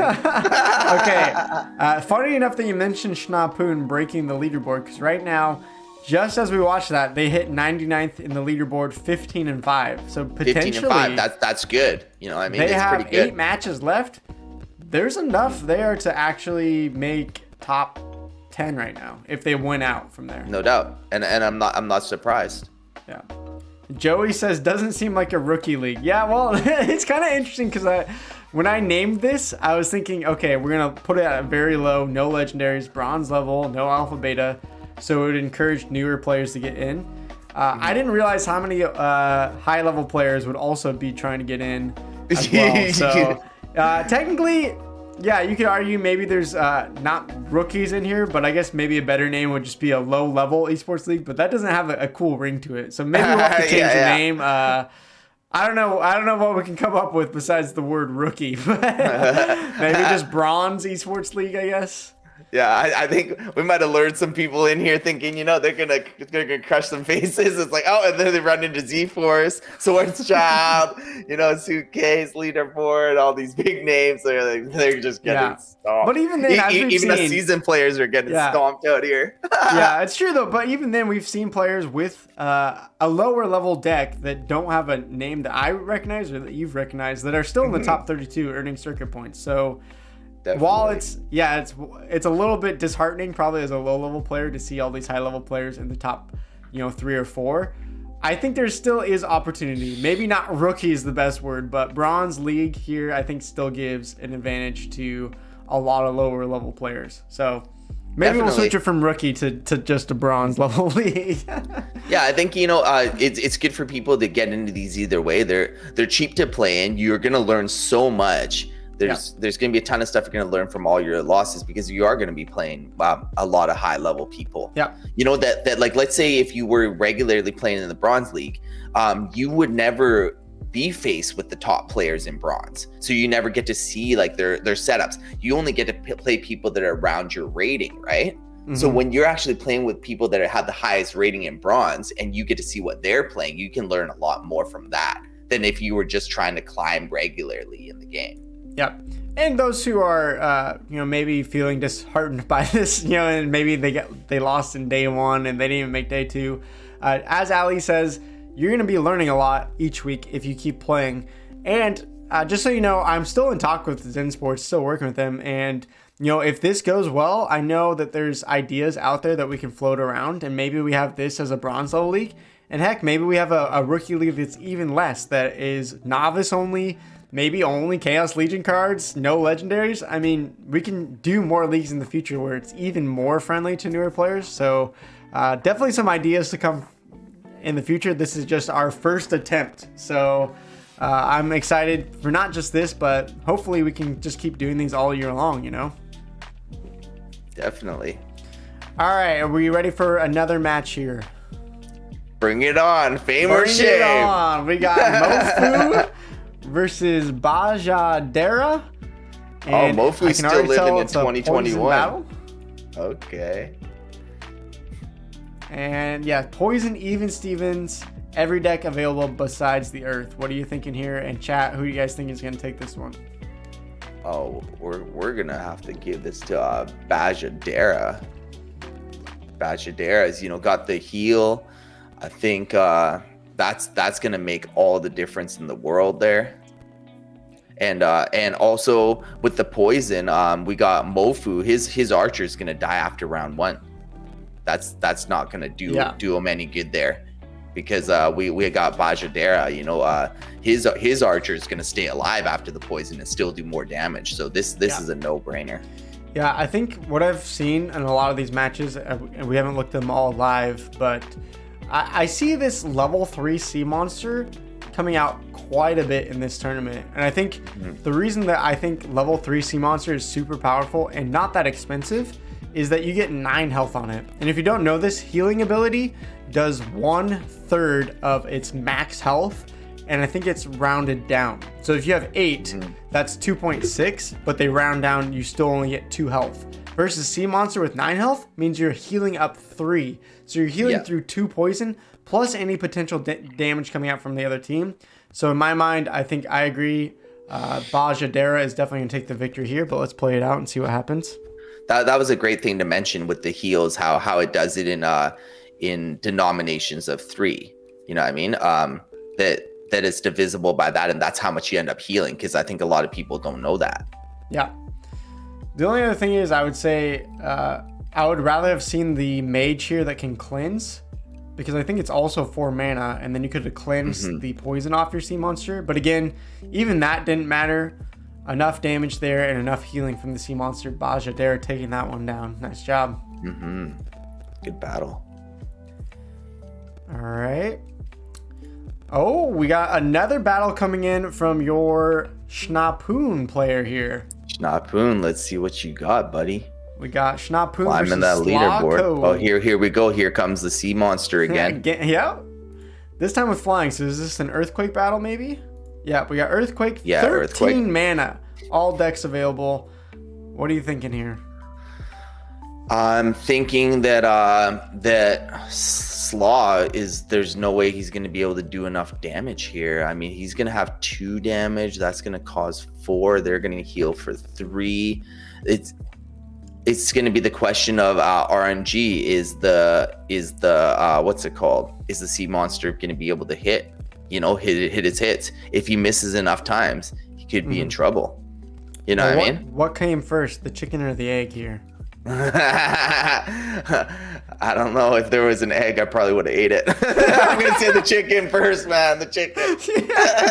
The chicken never lived because it got the chicken got to run around a bit, lay some eggs first. If there's only one egg, it's like, oh man. There's a lot of predators out there that just eat eggs. I'm like, hey, the chicken might have been able to fly away, hide and stuff. At least has a chance. All right. Well, again, as I look at this matchup, that level 3 sea monster is the difference to me. I don't see how you do enough damage. They're only gonna have 3 damage, and the sea monster has 3 heals. So the sea monster is gonna have a 45% chance of hitting that the flying character right here. Yeah, but either way, it doesn't have enough damage to heal up. They could go forever and just fatigue out. They could go forever. You know what I mean? Yeah. This is boom dead. They actually hit both hits. Yeah, wow. They hit both hits, right? Like because they had the ooze that lowered its speed too. So it was supposed to only be a 35% chance of hitting, but then it just got raised. So with that victory, Schnapoon going up from 99 to 76th place there on the leaderboard. So again, slowly but surely climbing, trying to get into that top 32. Definitely. Well, it's gonna be interesting to see what you got, Schna. Let's take a look. All right, we'll do a couple. So Luke, I'm curious, why didn't you play in this tournament? This one's your tournament. For whatever reason, maybe this is, I've done other esports for other games, and I feel like as an analyst and host, I like commentating and hosting and not having the bias of playing myself.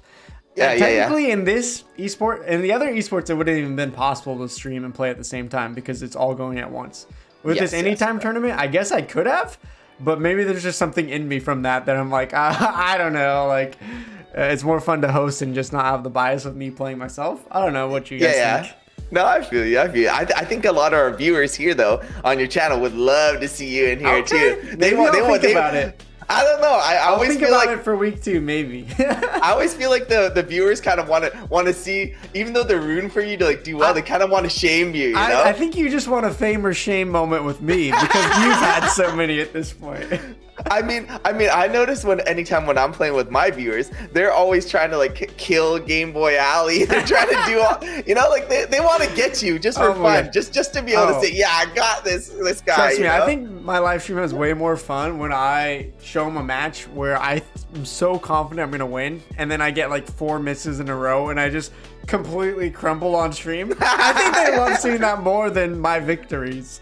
Totally, because you usually try to show your best, and then you show something like that, you're just like, oh, it kind of embarrassing. People like to see the whole spectrum, right? Yep. Luke in the chat says, yeah, you know us too well. Silver giving me the XD on that one. Yeah, there you go. All right, let's do 3 more matches to analyze, and then we'll do a giveaway with the Game Boy Alley quiz here. So we got another Schnapoon. Apparently, they're just putting in all their matches, so a few more coming out from Schnapoon. Again, they're trying to climb the leaderboard. They've gotten a couple wins in a row, but here now in this matchup, they need to win all that they can. So, Ali, what do you think? We got 99 mana, poison, and blast. That's a pretty hard rule set to deal with. What are you thinking? Okay, just taking a little look through here.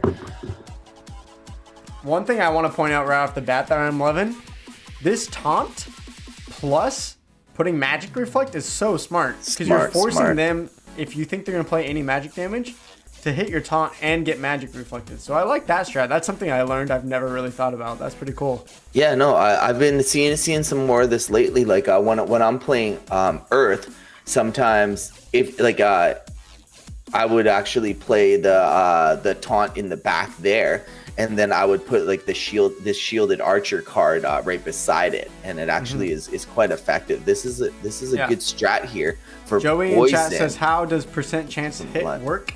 The speed differential is in the blue, so you get 10% miss chance per speed differential, and then things like flying and dodge and all that add 25% extra miss chance. Dodge I don't think adds 25. I think flying does. I'm pretty sure dodge is also 25. Maybe I'm wrong. Yeah, here, I'll look it up real quick while we look at this. But I'm quite sure it's less, but I'll just double check just so I don't. I think blind is less. I think blind is 50. Blind is definitely less. Yeah, so blind also affects it, and then you add them all together. Yep. Okay. So Marcio is saying cleanse on the bottom. Here. So yeah, River Nymph is great for poison because you cleanse your tank, so your tank's not going to take poison. That could be a big factor. Yeah, I think that like with the void there too, you know what I mean? Like that's definitely going to take into effect. We also got the -1 magic damage from El Brava and the void here with the Torhilo. So that's going to negate a lot of the magic damage coming in. It is. I still think Schnapoon's going to be able to pull this off. Schnapoon's going to add a couple shields here too, which is actually just going to negate a little bit more damage here. Yeah. Yeah, I think really a lot of this could also come down to we got a Captain's Ghost, which has Affliction. If that lands onto the Sea Monster early, Sea Monster's not going to be able to heal up anymore. If it doesn't land till round 2 or 3, I'm pretty worried that the Sea Monster can still just take over. Yeah, it's gonna be a lot of RNG here. We're gonna see how that plays through. I also like Axemaster for Blast. Anytime you see a Blast rule set, guys, if you can have a monster with double strike, you're not only doing 2 attacks to the person you're targeting, but you're also getting 2 blast damage attacks off. Yeah, definitely. One other tip I have for beginners, I don't know if you see this, Ali, in your matches, but I often see in blast matches people putting a taunt in second place. Oh, and it triggers me horrible. Because I'm like, watch it. You're taunting yourself in second place and allowing them to blast to the person behind and in front. I'm like, what are you thinking? Don't do that. So the fact they have a taunt in back, thank you. you can only ever put taunt in the front or the back. You can't put them anywhere in between. Is usually not good. You know, if the other team can have a chance of blasting, it's just like, oh, all right. You're going to be in a lot of trouble. Yeah, or if they use Yoden. Predictions here before I put it in. Who are you betting on here? Chat, who are you betting on?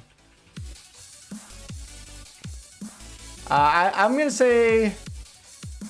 Ooh, I do like the Schnapoon a little bit better with the Sea Monster heal and the Magic Reflect taunt in the backline.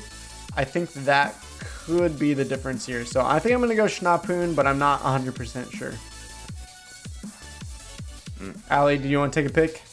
Oh, I'm gonna go for Schnapoon over here. Okay. I think that taunt is gonna be very effective, and just as long as they don't land the affliction. You know, if they land that affliction, I think I'm gonna have to switch sides. All right, well, we'll see. Chat is divided. I still think Schnapoon's gonna win. Schnapoon's gonna win it. They're holding a lot of health over here. This is an exciting one. I like this matchup. Yeah, me too. Torhila's gonna absorb some damage, but then they got also that's really smart putting lobster. It was there. Smart. That was actually a very smart play. I really like that. I've never I used to rent Lobster Domus, and now I'm missing the card more than ever. Now we got the Magic this Reflect. Was beautiful, man. They're both playing some good tactics over here. Yeah, I love Elaborate. I didn't even pick that up. The Void in front and then the Shield second. So you're almost taking damage away from both blast types. That's pretty smart. Yeah, it is. It is. But here comes the poison, though. Yeah. I just feel like Schnapoon has more high HP monsters to survive this poison. They do, and I feel like that's one of the keys to really like win these battles is to really be able to it's survivability. Yeah, because will Sandworm even get another attack off, or will the blast kill it? That's pretty huge. Yeah. There we go. Oh. I think Sandworm is GG. It's over. Yeah. It's over. Yeah. Even if they landed the affliction, it wouldn't have done anything. They're just holding too much health out here. Yeah. I think that's something that maybe we could have considered more in that is just the fact that Poison Battle, you need a lot of backline monsters with high HP. They had 3 or 4 backline. Actually, let's look at that again. Schnapoon had, I want to say 4 monsters with 9 or more HP. Am I wrong? With 9 or more? We got Sea Monster. We got Marissa, definitely. That's Prismatic 5. Oh wait, no, 1, 2. I gotta count 4. It's 4. Live counting. Yeah. So you were right. Dodge actually does give 25%. I always thought that was 15 too. Okay. I wonder if I could post the link. I'm gonna post the link so you guys can see like all the different things with speed and how it is. Do you know if you can do that on your YouTube? Like if I were to post if not, right now? then maybe send it to me on Discord and I can. Yeah. Here, hang on. Let me just see if that's the full link because I just maxed out 200 of 200 characters trying to post it. So let's see. Well, it does. It's exactly 200 characters. Nice. There you go. You guys, if you guys want to look up that link, that's a blog on Hive, and it's going to teach you everything you need to know about dodge chance and like and speed and everything. It's a great little write-up. I don't know if it actually is it showing up in the chat for you. Oh yeah, did you guys see that in chat? Did it post up? For some reason, it's not showing up on my chat. So okay. I'll send it to you. I'll send it to you through Discord. That's weird. It should have. I think I'm hacking the stream. Let's go, YGG. Oh, right, yeah, it didn't show up. I sent it to you. Okay, cool.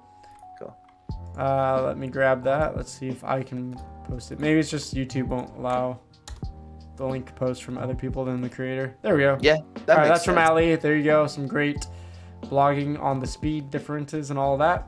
Pretty helpful.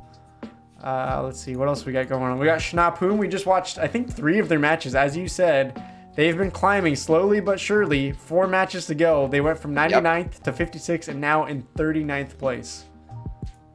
That's pretty crazy. They got to reach that top 32 for those circuit points. Nice. All right. Well, let's take a quick quiz question for Ali. This is going to be a Chaos Legion card. Zensports actually gifted this to me in their Chaos Legion tournament with winning a quiz question. So this is my, I guess, re-gift of the Chaos Legion card pack. And let me see. I wrote down the question. Here we go. In the chat, first person to guess this right, I will send them a Chaos Legion pack. So what is Game Boy Ali's favorite card that he owns? It's not multiple choice, so you just got to guess it. We might give some hints here if it goes a little bit long. Let's see if anyone can guess it.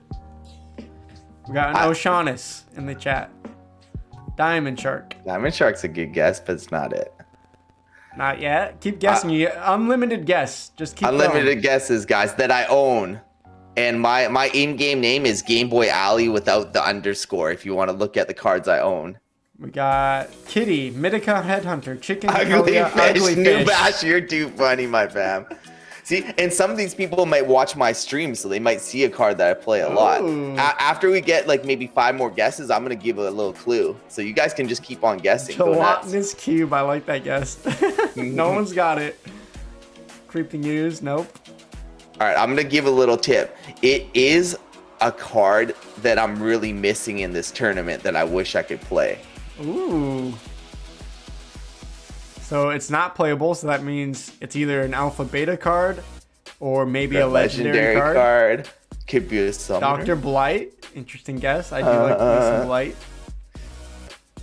We'll let him roll for a little bit. We might even have to drop the Splinter in a bit here, but you know, we want to see some good guesses. Prismatic Energy we got I'll give one more hint. Some people are guessing summoners. It's not a summoner. It is indeed a monster. Oh, it's a beta monster, he says. Okay, well, if someone looks into my account and clicks on owned and beta cards, you're not going to see very many, so someone's going to get this quickly. If someone's doing the research, they're going to get this. Okay, beta card from whoever's the quickest researcher. Monster, not Skeleton Assassin or Robo Knight. Robo Dragon, nope. Ruler of Seas, nope. There's a lot of guesses. That's my in-game name, guys. You can search me up right now. Just look up my beta card. Someone could be getting this really quickly. I had to double check for a second. I'm like, it is beta card, guesses, right? but nothing I know. Right so far. I'm surprised no one's guessed it. Yo, if I was searching this, I would have got that already. Oh. All right. Oh, we got one. We got a winner. We got a winner. What is it, Ali? It is the Flesh Golem with heal. Congrats. Any, you have won the prize. Hey. Congrats. What's your IGN? I will send that to you here during the break. Nice guess. So give us a reason. Why is Flesh Golem your favorite card that you own? Well, Flesh Golem would have been great for this tournament because with what is set here, there is just not without legendary cards, without everything, there's not that many healing cards in this tournament. If you've noticed, you've seen people play Sea Monster, but have you seen any other heals other than the Zenith Monk? Yeah. Right? Almost no heals.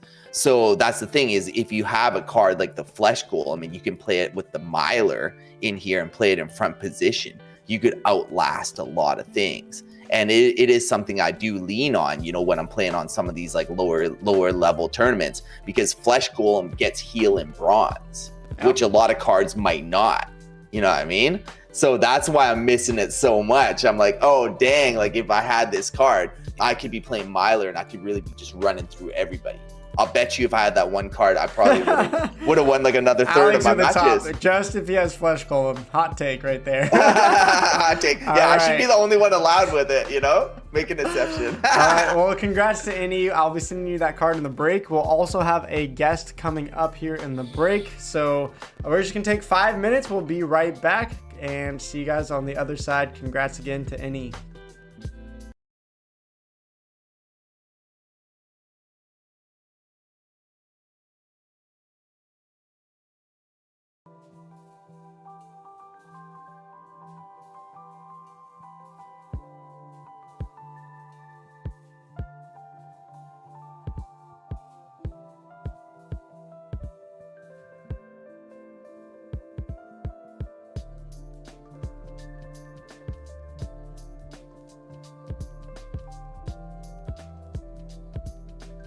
yes, but I am not sure if we're supposed to be talking. I think they can hear.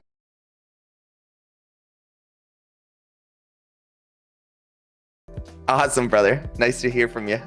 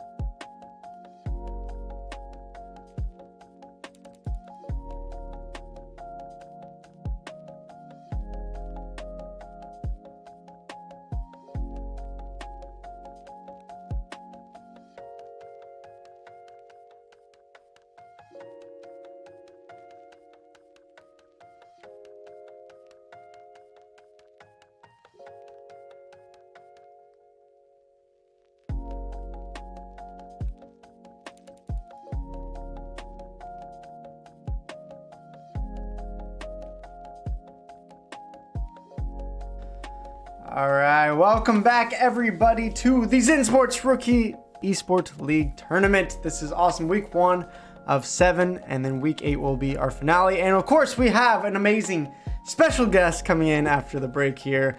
We have Dwayne Cunningham, aka Infidel 1258. How's it going? It's going good. It's going good. I was on mute there. Just didn't want to interrupt again.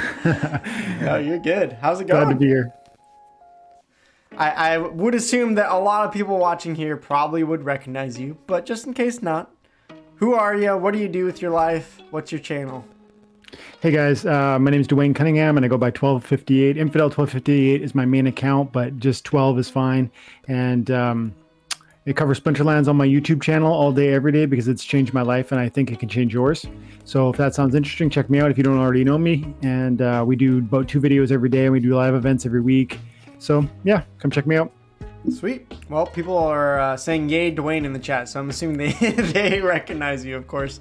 Why wouldn't they? So thank you for joining here today, Dwayne. I don't know, how much do you know about this eSport league that we got going on? I know you're a busy guy, so I'm just curious. I saw that you posted, and I don't know the prize totals, but it sounded like a multi-week thing, and it seemed like targeting your people, which is the people that are just trying to get started with this with minimal initial investment, and having that opportunity for meaningful long-term rewards over several weeks. Is that roughly accurate? So we'll give a quick update here just so people can see it on the stream. As Dwayne was saying, we got 7 weeks of this. So each week, every Wednesday, you can join in this any day, anytime tournament, and it'll go from Wednesday if you make it to second round until Thursday, Friday. And as you play in this tournament for 7 weeks, essentially what happens is you earn yourself circuit points. So if you finish top 16 here, you can see the points that you'll be getting for each week.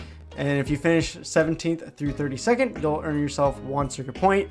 The most circuit points after 7 weeks of these tournaments will have a top 16 finale for this prize pool from Zensports. Thank you, Zensports.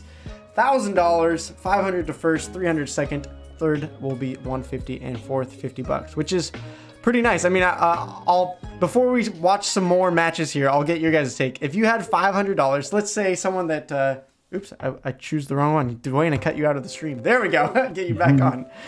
If somehow you won this as a player that didn't have an amazing deck, maybe you're renting and trying your best, and somehow you get better and better and you actually win $500. Let's say you only have a bronze level deck and you're renting. What would you guys do with that $500 if you're putting it back into the game? Where would you start? Dwayne, I'll go to you first. Okay.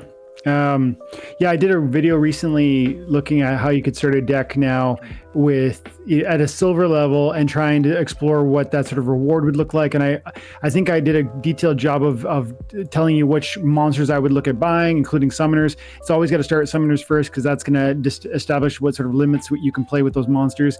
And then you got to look for the tanks second, and the carry cards third, and supports. That's how I structure it mentally.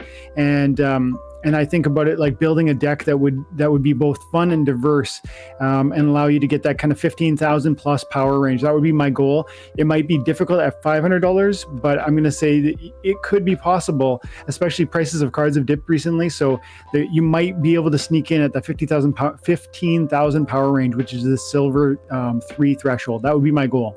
Mm-hmm. Yeah, I mean, with $500, you're definitely going to get the power. And then from there, as you said, getting those leveled up summoners. In your mind, would you go for 6 level 2 summoners if possible? I don't know the exact budget on that. Or would you look to go for maybe 2 or 3 decks out of like a level 3 or 4?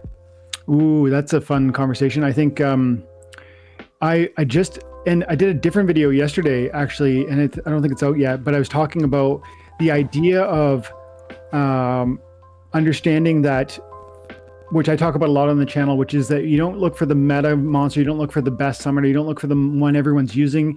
That's going to cost too much money. You look for the cheapest one first. And so then you do want effective. You want cheap but effective. And so that conversation is very nuanced. And it's like, maybe it's really cheap up to level 2, but then level 3 would give you a significant utility and functionality bonus, but at what cost? And so level 2, 6 summoners at level 2 would be relatively affordable. I would say like $4 per BCX times 5 is like $20 per summoner. You're probably talking about spending about $100 on those summoners alone. Maybe 150, and that might be a really interesting play. I would have to kind of really get into it and crunch numbers, and I'd want to look at maybe having one of my summoners be distinct as my kind of ace, who I maybe level 3 or 4, so that when you punch into silver, you're gonna have that increased functionality, because level 4 is the silver level. Yeah, no, that makes a lot of sense. So what I'm kind of hearing is maybe one better deck that's better than the rest, but then if you can have a couple counter decks almost that are cheaper than what everyone else is playing with those expensive ones, if you can just find a couple counters here and there, that might round out your whole deck there. So that's pretty smart. Ali, what about you? What would you be doing as a low level player if you happen to win, putting $500 into this game? Yeah, I agree with what Infidel said. You know, that's the best way to do it. You can really have one carry team that can take you a long way as long as it can be played. I think something that also needs to be a main focus would be to stack up on neutral cards, since most game sets are going to allow you to play neutral sets. So what you have there is you're going to have these cards that you can play with every single one of your splinters. Another one thing you might want to consider is building Dragon as one of your main decks, because if you do pick Dragon, you can also pick another Splinter to play with it. So that if you are building some of these Dragon deck cards, I know some of them might be a little more expensive than regular cards, but then at least you can take those cards with you to the other decks and kind of round it out a bit and pick bits and pieces. So that's also like a different strategy that you can go with. But I do agree with I was really hoping Infidel. you wouldn't say that though, Ali, because I was hoping to get some cheap Quicks, the Devious, and now you're gonna be pumping that. And come on, man, you gotta save the good cards for the streamers. You keep those a secret. yeah, I know, right? Here goes all the info's leaked out now. Awesome. Well, Dwayne, you weren't here earlier, but sometimes when we find a match that's of someone that's in the chat, we call it fame or shame, because we're going to analyze their match, and either they win and they get the fame, or they lose and of course get the shame. And since our boy right here, Ali, this is one of his games. Oh, here I am again. We also though, they've been shaming me on here. I don't know how to say their name, but Yuki, I don't know how to say their full name. They're also in the chat here. So this is a double fame or shame here. So Dwayne, I'm going to give it to you first here. Looking at this match, getting the rules set up. Who do you think has got this one? Even Stevens, Divine Protection, 12 mana. Who's your pick here? Divine Protection, 12 mana. 2, 4. It's going to go to, I got the armor, the speed. I'm gonna give it to Game Boy. All right, he's picking Ali. Ali, do you already remember who won this one? I just played this match. I still got 3 matches to play before this is over. Yeah, okay, so I'm probably in a second here. I'm probably gonna play and let you guys commentate for a second. Just want to finish up these last few. Well, what shout I'm out to Yuki. Yuki's one of the boys. Yeah. I think I'm agreeing here with Dwayne. We got 5 damage from the fire team.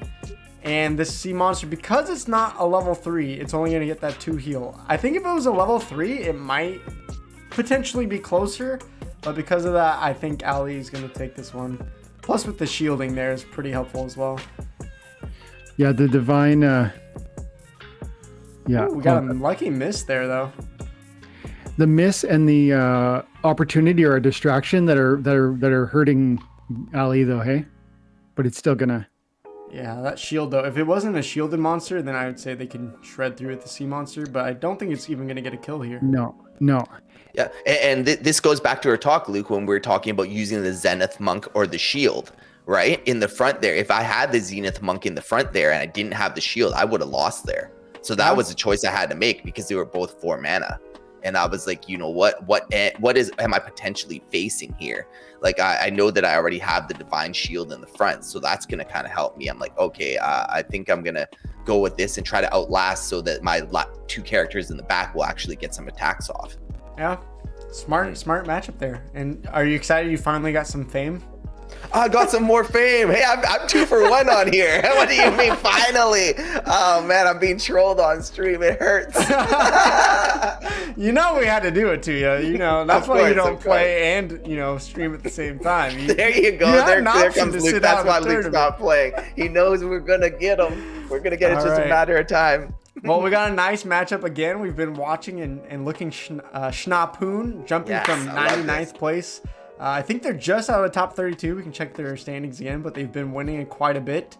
So they need a few more victories to make it. You got to make top 32 to get those circuit points. So Dwayne and Ali, we got no healing, 42 mana. Everything was available besides death. Who do you think has the better setup here? It's a lot of damage to analyze here. I see a ton of magic damage both sides. Reflect. I think Schnapoon looks. Does he have more? It's kind of hard to tell when you're looking. Yeah, because they got no shields. I'm gonna say Schnapoon. Is the summoner? Why does the top magic not have any buff? Is there a silence on the bottom? Sorry, we haven't hit play far enough. Oh yeah, There we okay, go, yeah. there See, we go. this changes the whole game. Yeah. Yeah, let me get. All right, let's okay. take a look at it There again. we go. Oh yeah, now everyone's got their See, buffs. Okay. So there we go. Yeah. We did 1 damage by accident. Everyone's got their buffs now. 2 damage. Yeah. Ali, what do you think?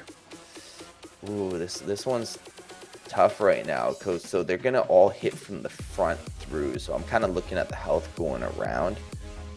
I got an answer, but I want to let you go first, just because.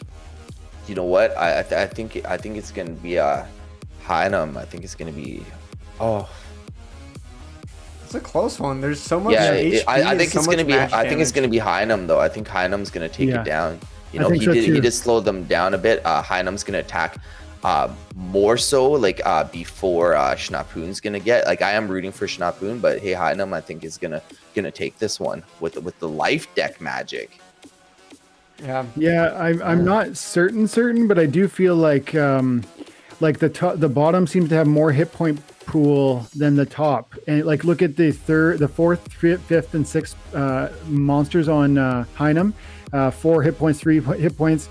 I guess 7 hit points on the Jin Renova. But I haven't done the math exactly, but I feel like there's more hit points on the bottom. Yeah. And the shield on the bearer is irrelevant. So I'm gonna go. I guess I'm giving it to Schnapoon, but I'm like right on the fence here. I really think a good move for Hynum would have. Well, I guess it's hard to say if they would have played some sneak or whatnot. That's probably why they put the Dijin Renova in the back. But if the Dijin Renova was in front of the air elemental, like that might have done all the difference here. Because yeah, they're a bit squishy at 4 and 3, you know, but they did lower their speed a bit. So I guess we're gonna see. It's All gonna right. be interesting. Their Let's see opportunity in the back for Schnapoon is definitely going to be wasted on some shields too. So. Yeah. Well, let's see Yeah, what it's happens. gonna be interesting. Chat, I'm seeing Jason say Schnapoon, so we got a few votes for Schnapoon and a couple for Hynum as well. So I don't know. This is one of the hard ones where it's just a ton of magic damage, a ton of HP.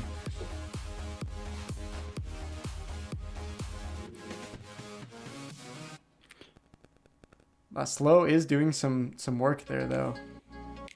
The Misilic slip spawn didn't even get a shot off too, which is really Wow, yeah, critical. that's brutal. Yeah, it's because of that speed, just that little difference, man. Like we've been talking about how good this card is. The time card is. I think that's it.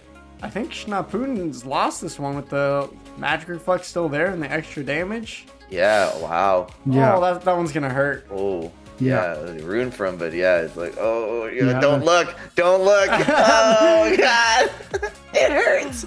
All right. And I'm taking that victory there. Nice job. We've Ending gotta lay some Schnapoon's shame. win streak there. All right. I know, Infidel, you've talked a lot about speed differential, though. That's one of your favorite go-tos, right? Is that still the case with Chaos Legion coming out? Absolutely. I found that it's even more effective now. I like to really take advantage of that in conjunction with certain rule sets, in particular, like the Enrage rule set, I think it's called, where when a melee monster gets struck, it gets a 50% buff on speed and damage.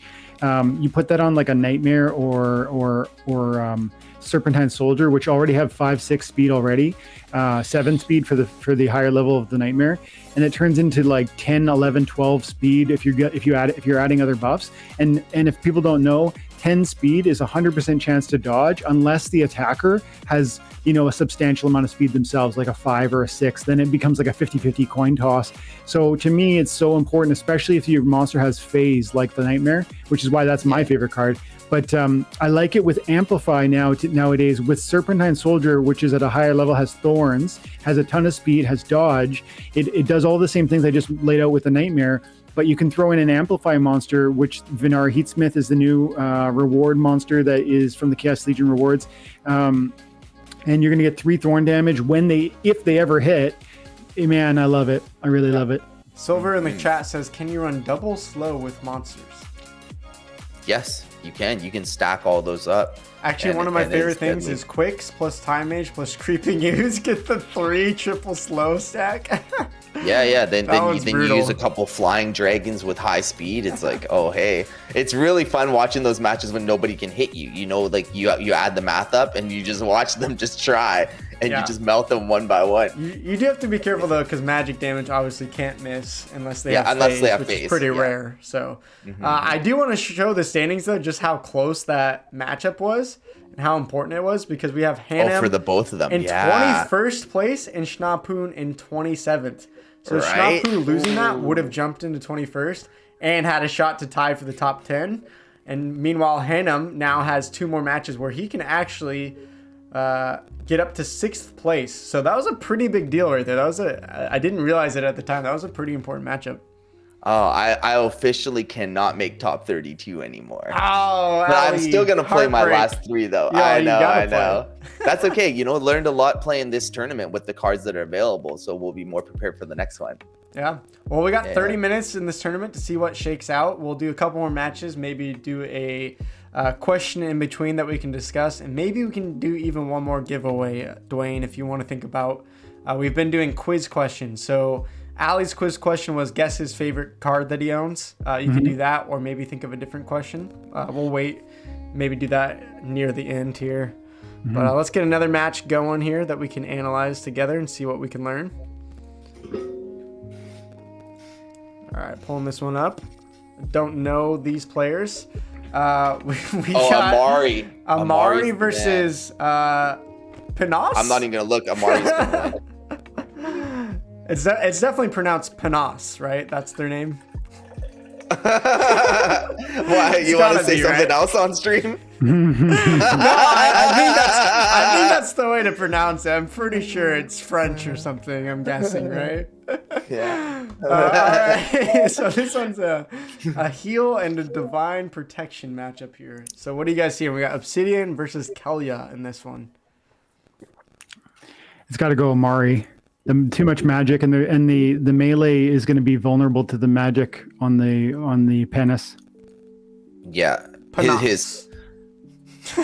That's fancy. You getting fancy with it, my friend. Okay, oh man. What do you think, Ali? You agree? So it's too bad that Serpent of the Eld is not going to fare well against magic. Good luck dodging those that you can't dodge. You know what I mean? Like, if there's anything else, then that would be a great card, because, you know, with that 5 speed and with that 25% dodge chance it gets from having dodge, you know, it'd be a great card. But here, it has absolutely no chance. Their other card, their magic card that they have there is going to get melted with Reflect. The Ice Pixie is going to get melted right off the bat, you know, with the Reflect, because it's also attacking pretty quickly, right? Yeah. So yeah, it's going to hit that no matter what. Now that I look at like the numbers, and Divine Shield, that's already like half the team just gone right there, right off the bat. It's going to be Divine Shield. Yeah, true. The Divine Shield's going to help it for a second, actually. But for a second, but not enough. It's not going to matter. I think that's something that's interesting is the Kelia strategy. I don't know how much you guys are playing in bronze and low silver, but the Serpent of Eld plus the armor repair or the healer, I see that almost all the time. And the one thing that is, as you guys said, that can counter that is a ton of magic damage, because you can't dodge that. So Amari should get the victory. I also will point out one thing I do respect about this strategy is for divine protection, I like getting as many monsters in as I can, because even if it's a low HP monster, sometimes just another low HP monster, you know they're going to be able to at least take 2 hits even with 1 health. So that's pretty good that they're doing that as well. Definitely. Oh, here we go. Oh, and a miss there. The missed, yeah. It's going to be tough to hit. Let's see. Yeah. I don't It's got a 45% chance to miss, you know, like the Uraeus in the back. So yeah, that's not going to help. Clear GG. There you go. What do you guys think about that? It only hit for shield. That one that just died, and it was a second position reach monster on the blue team. Yeah, the flying It's got great speed and good amount of damage. What do you guys think about that one? I think it's a great card in mana games that are at least 40 mana. If it's anything less than 40 mana, or even less than 30, like maybe around like 30 or 35 or something, No, I'd say at least 35. Like, you should not be playing that card. There are better options, I feel like. Or you can pick a couple smaller cards to fill out that deck, because that card is 7 mana to use. So if you jam that in there, it's taking up a lot of space. And that's what I've realized from playing a lot, because I play a lot of water. So when I do play like a water summoner, I only use that card usually around like 35 and up mana. How about you guys? I think it's one of the more useful reach cards. I mean, one thing I hate about reach is that often, at least at low levels, they usually only have one attack. So if they have a shield, you're like, well, that reach damage was absolutely useless. So that's some problems I have the reach. Secondly, a lot of the reach champions usually only have low health. So what I like about the Flying Squid is that it has damage enough to hit through a shield, and it has enough HP where if it falls into first place, it doesn't just instant die. It has a chance to be a secondary tank. So in my mind, it's one of the more useful reach monsters out there. I actually really enjoy using. I actually use it a lot, but in those little higher mana games, and I like to use it with Inspire a bunch, and I like to run like a Diamond Shark, Flying Squid, Deep Lurker, Helendale with Inspire and Resurrect.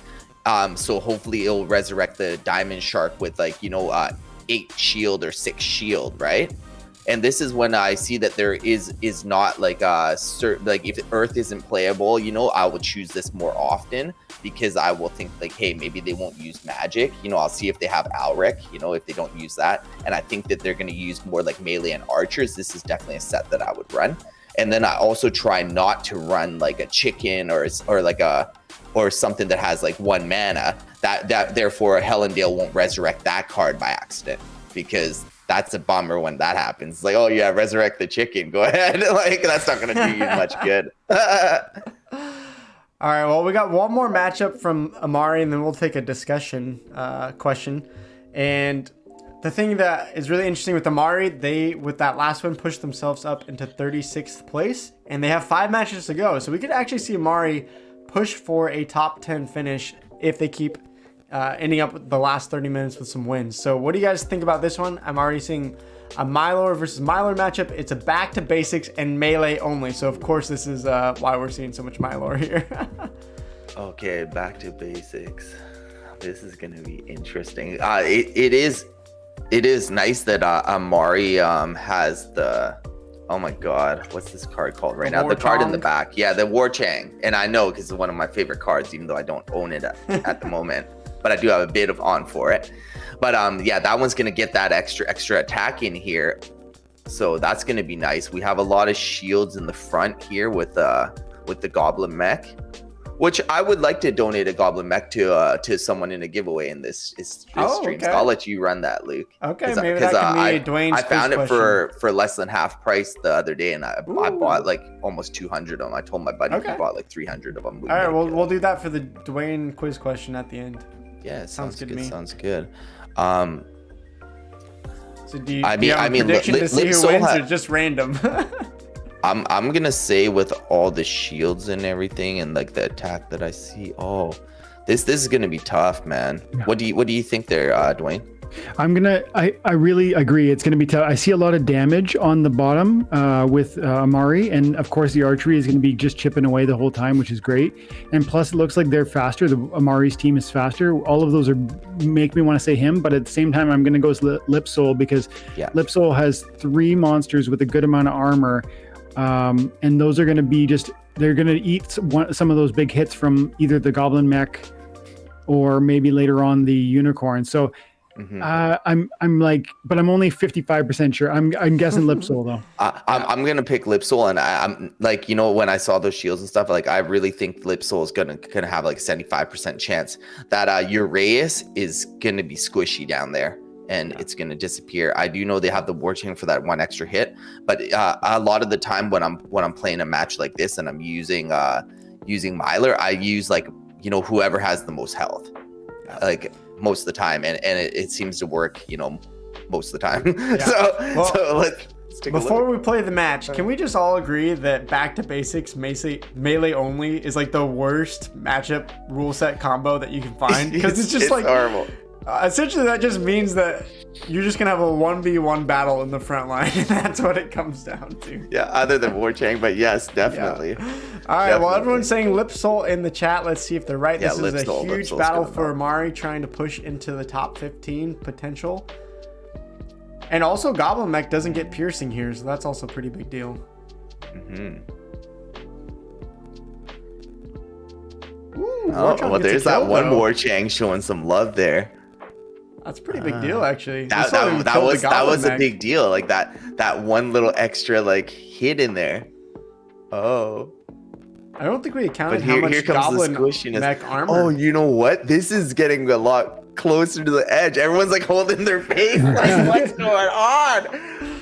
Oh, because these little extra hits, you know, with the thorns. Yeah. No misses yet either. See, look at this. It's gonna get the Warchang kill again. 2 Warchang kills. Oh man, that was dirty. Like, look, Amari pulled that through. That Warchang, so man. Close. I think he has it. Oh, yeah, the miss! Oh, the double miss! okay, but what? Okay, I still don't think it's gonna matter but still. Man, that Warchang really made so much difference. That was sick to watch. Yeah, that was fun. See, here we go. They boom, made it an extra. Wow. That one with the double miss though, because I thought it was gonna be Amari, and then I saw that double miss. I was like, oh no! No, that was exciting. See, and this is how you learn in these battles. This is the kind of stuff that you got to put into your mind database when you play these battles coming up. You're like, okay, well, I know that we're not really gonna run into that rule set very often because I don't even know if I've ever seen it. But if you ever do hit that rule set, hey, add those characters that can do those dual attacks, you know, like the Vigilator or maybe like Crawless, right? And those cards can really come into effect because they can do, you know, like multiple hits, right? Depending on what is available and what is not. Yeah. Okay, that was a good matchup. We're going to do a discussion now and a quiz, or I guess poll on YouTube. So, Ali and Dwayne, of course, with the general sale coming up very, very soon, everyone's been talking about it, but we're going to run a poll. I want you guys to give your take.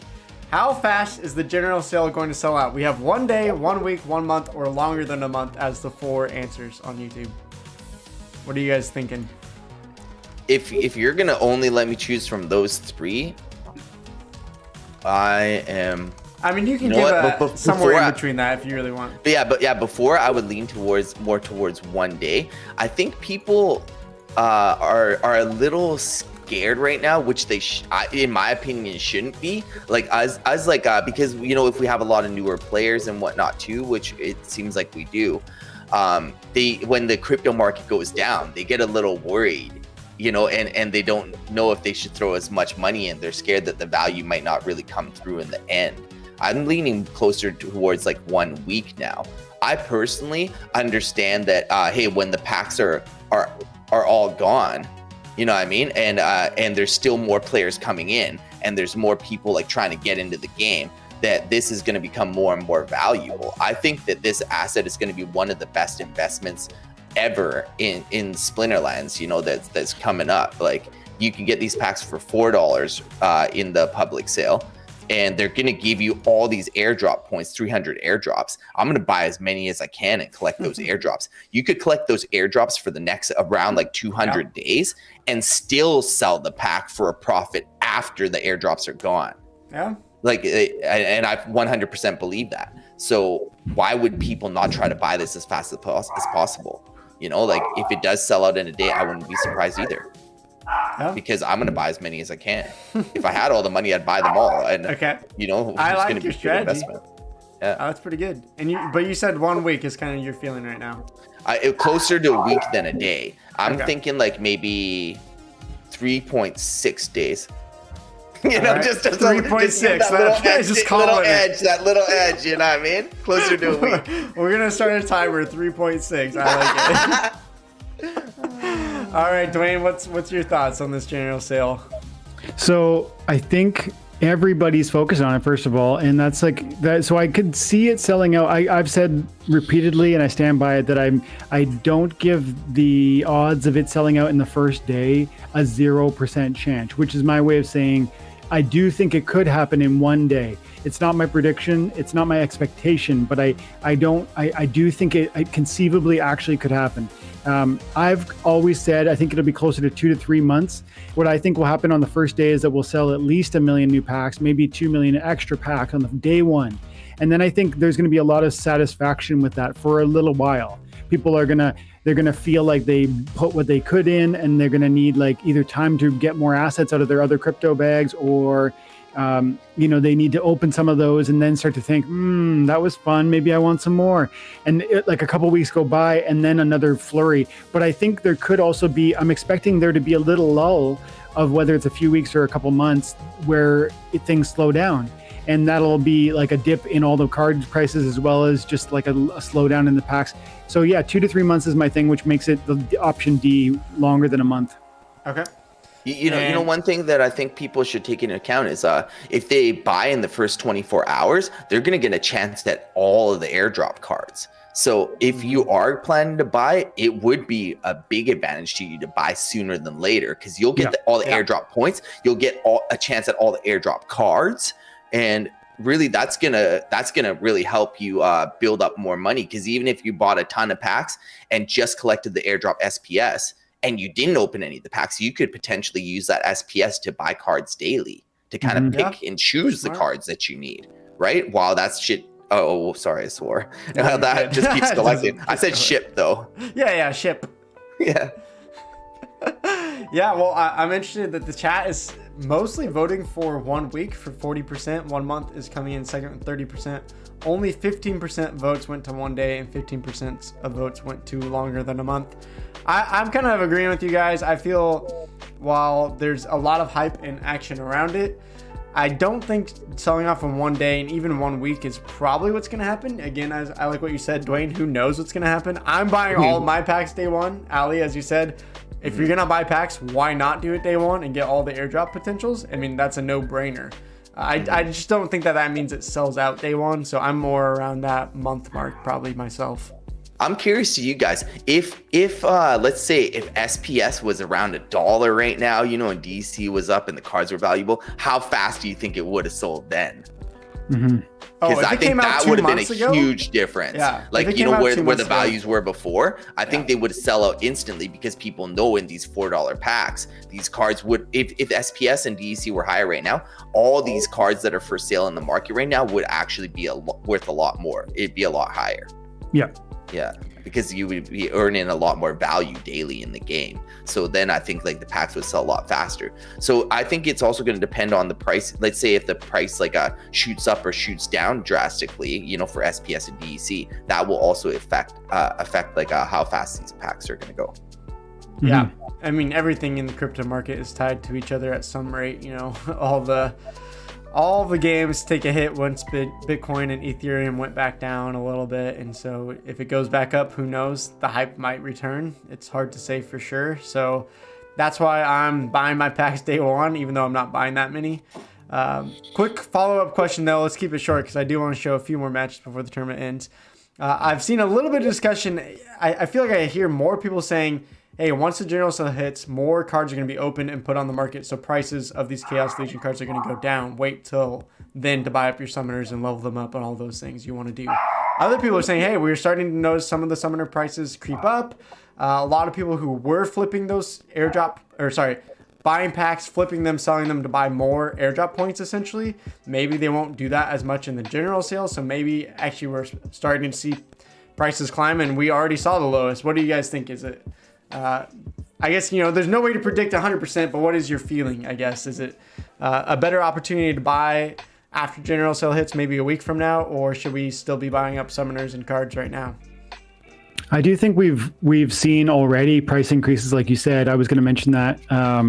I've been noticing, I bought $4,000, $5,000 worth of cards in the last 2 weeks, and I'm noticing that cards, like a ton of cards, are peaking significantly, 20, 30, 50% price increases. Scavo Hireling, the other day I did a video on it. It was at 14 cents. It's like 42 later. So I all that to say, I do think there's real potential that when we open, if it sells out as fast as me or Ali are saying, That's going to be a lot of liquidity. That's a lot of downward pressure because of supply. So I would expect prices to decline after that point. But at the same time, I expect the pack to sell out relatively quickly. And then when they sell out, you're going to see a new rise in prices, I would argue, and on to new highs is my kind of expectation. Cool. Ali, agree, disagree? Any different thoughts there? Yeah, I think if SPS and DC stay stable, we are going to get some price dips. Because like I feel like not that many people bought in phase 2. A lot of people are saving their money for this public sale after they announced that they're going to do like 24-hour period, where you can buy it and get all the airdrops.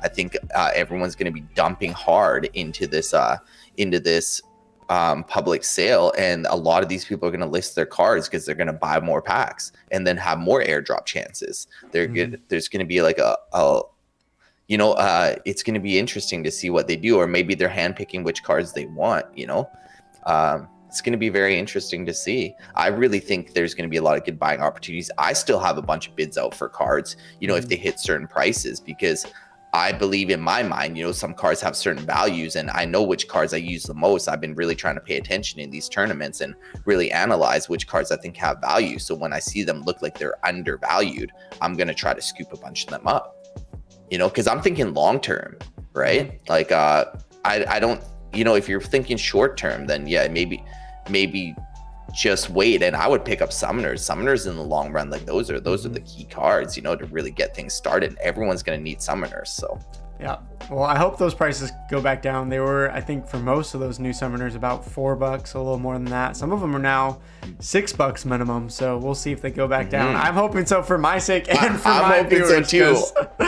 Otherwise, I'm gonna have to open more packs. Yeah, it'd be nice to get some summoners for somewhere in that $3 to $4 range. But again, who knows? It's hard to say for sure.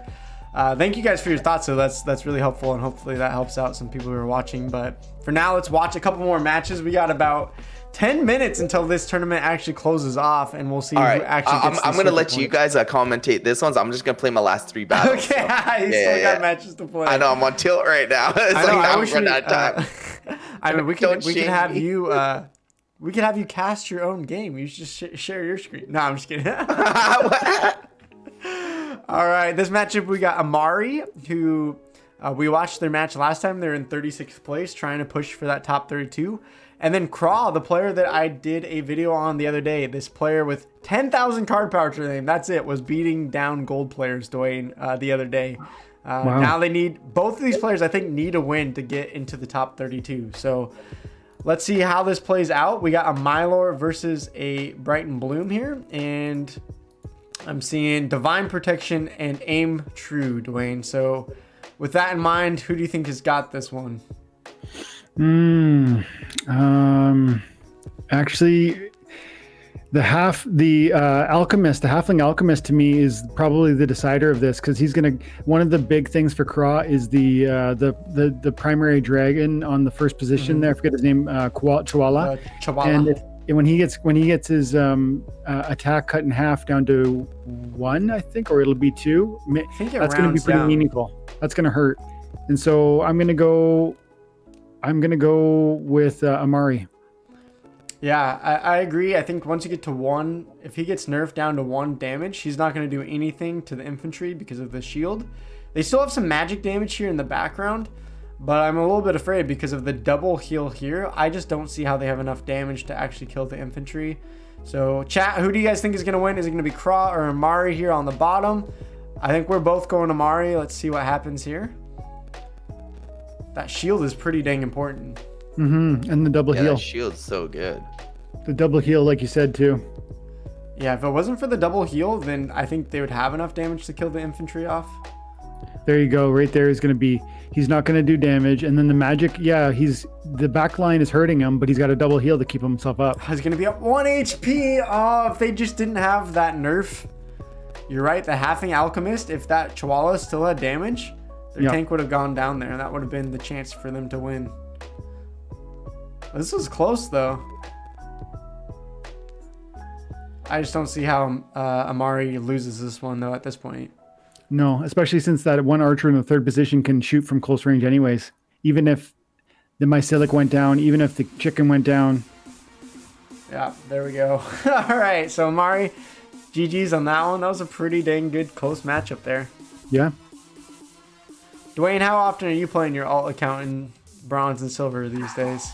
I'm setting up. I'm really focused on like growing what I'm doing in the space. So I'm trying to do set up scholarships on multiple accounts and like figuring out what cards go where. I'm also doing a ton of buying. I'm doing a ton of research and new videos. So I really haven't been playing as much as I want to. Mm-hmm. I played this season several times at bronze, at silver, at gold, at diamond. At every level I played this season because I need to stay in touch, but not very much is the short answer. Not as much as I want. No, I feel you there. It's hard. People think, those who are doing content creation, you're like, oh, you're streaming and playing this game just all the time, right? And it's like, actually, there's a lot more going behind the scenes where I feel like I'm playing less now than I did before in some ways there. Well, let's take a look at the standings here. We got a couple more minutes. I see Ali's putting his games in there. I think, as Ali said, though, he's not making top 32 at this point. We're seeing some pretty big names here in the top 10. Outside of that, there's a couple more matches here, and these players who have 20 to 30 ranked right now, if they have 28 matches, that means they can't go any higher because they have played all 28 matches.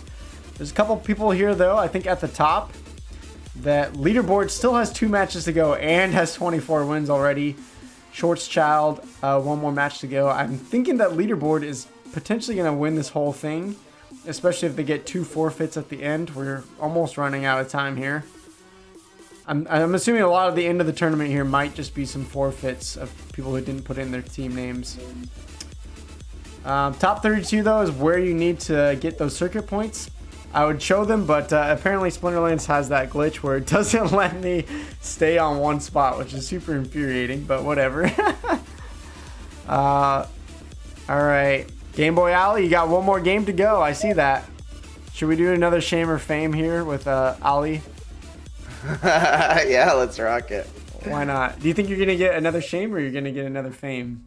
I don't know. It's up to you guys. All right, Ali versus Maradorn here. We got the Tarsa versus Mylor.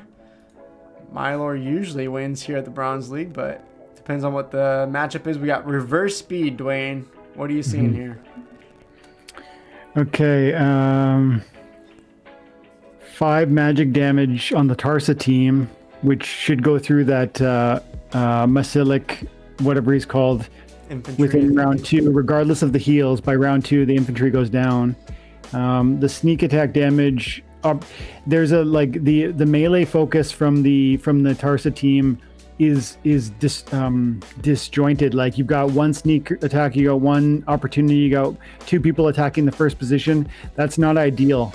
So having said all that, I guess I go Ali because he's got a more of a focused approach. See, he's got 2 sneakers and he's got 1, 2, 3, 4 players hitting the first position. That's the way I like to do it. Like a focus on one thing and then a secondary approach, which is what he's done there. Yeah, well, I think you said all that I would have said. So we'll go ahead and play it. Chat, who do you think is going to win? Chinzilla's shouting out Game Boy Ali. So let's play it through. But I think you're right, especially with the Mylor Thorn damage.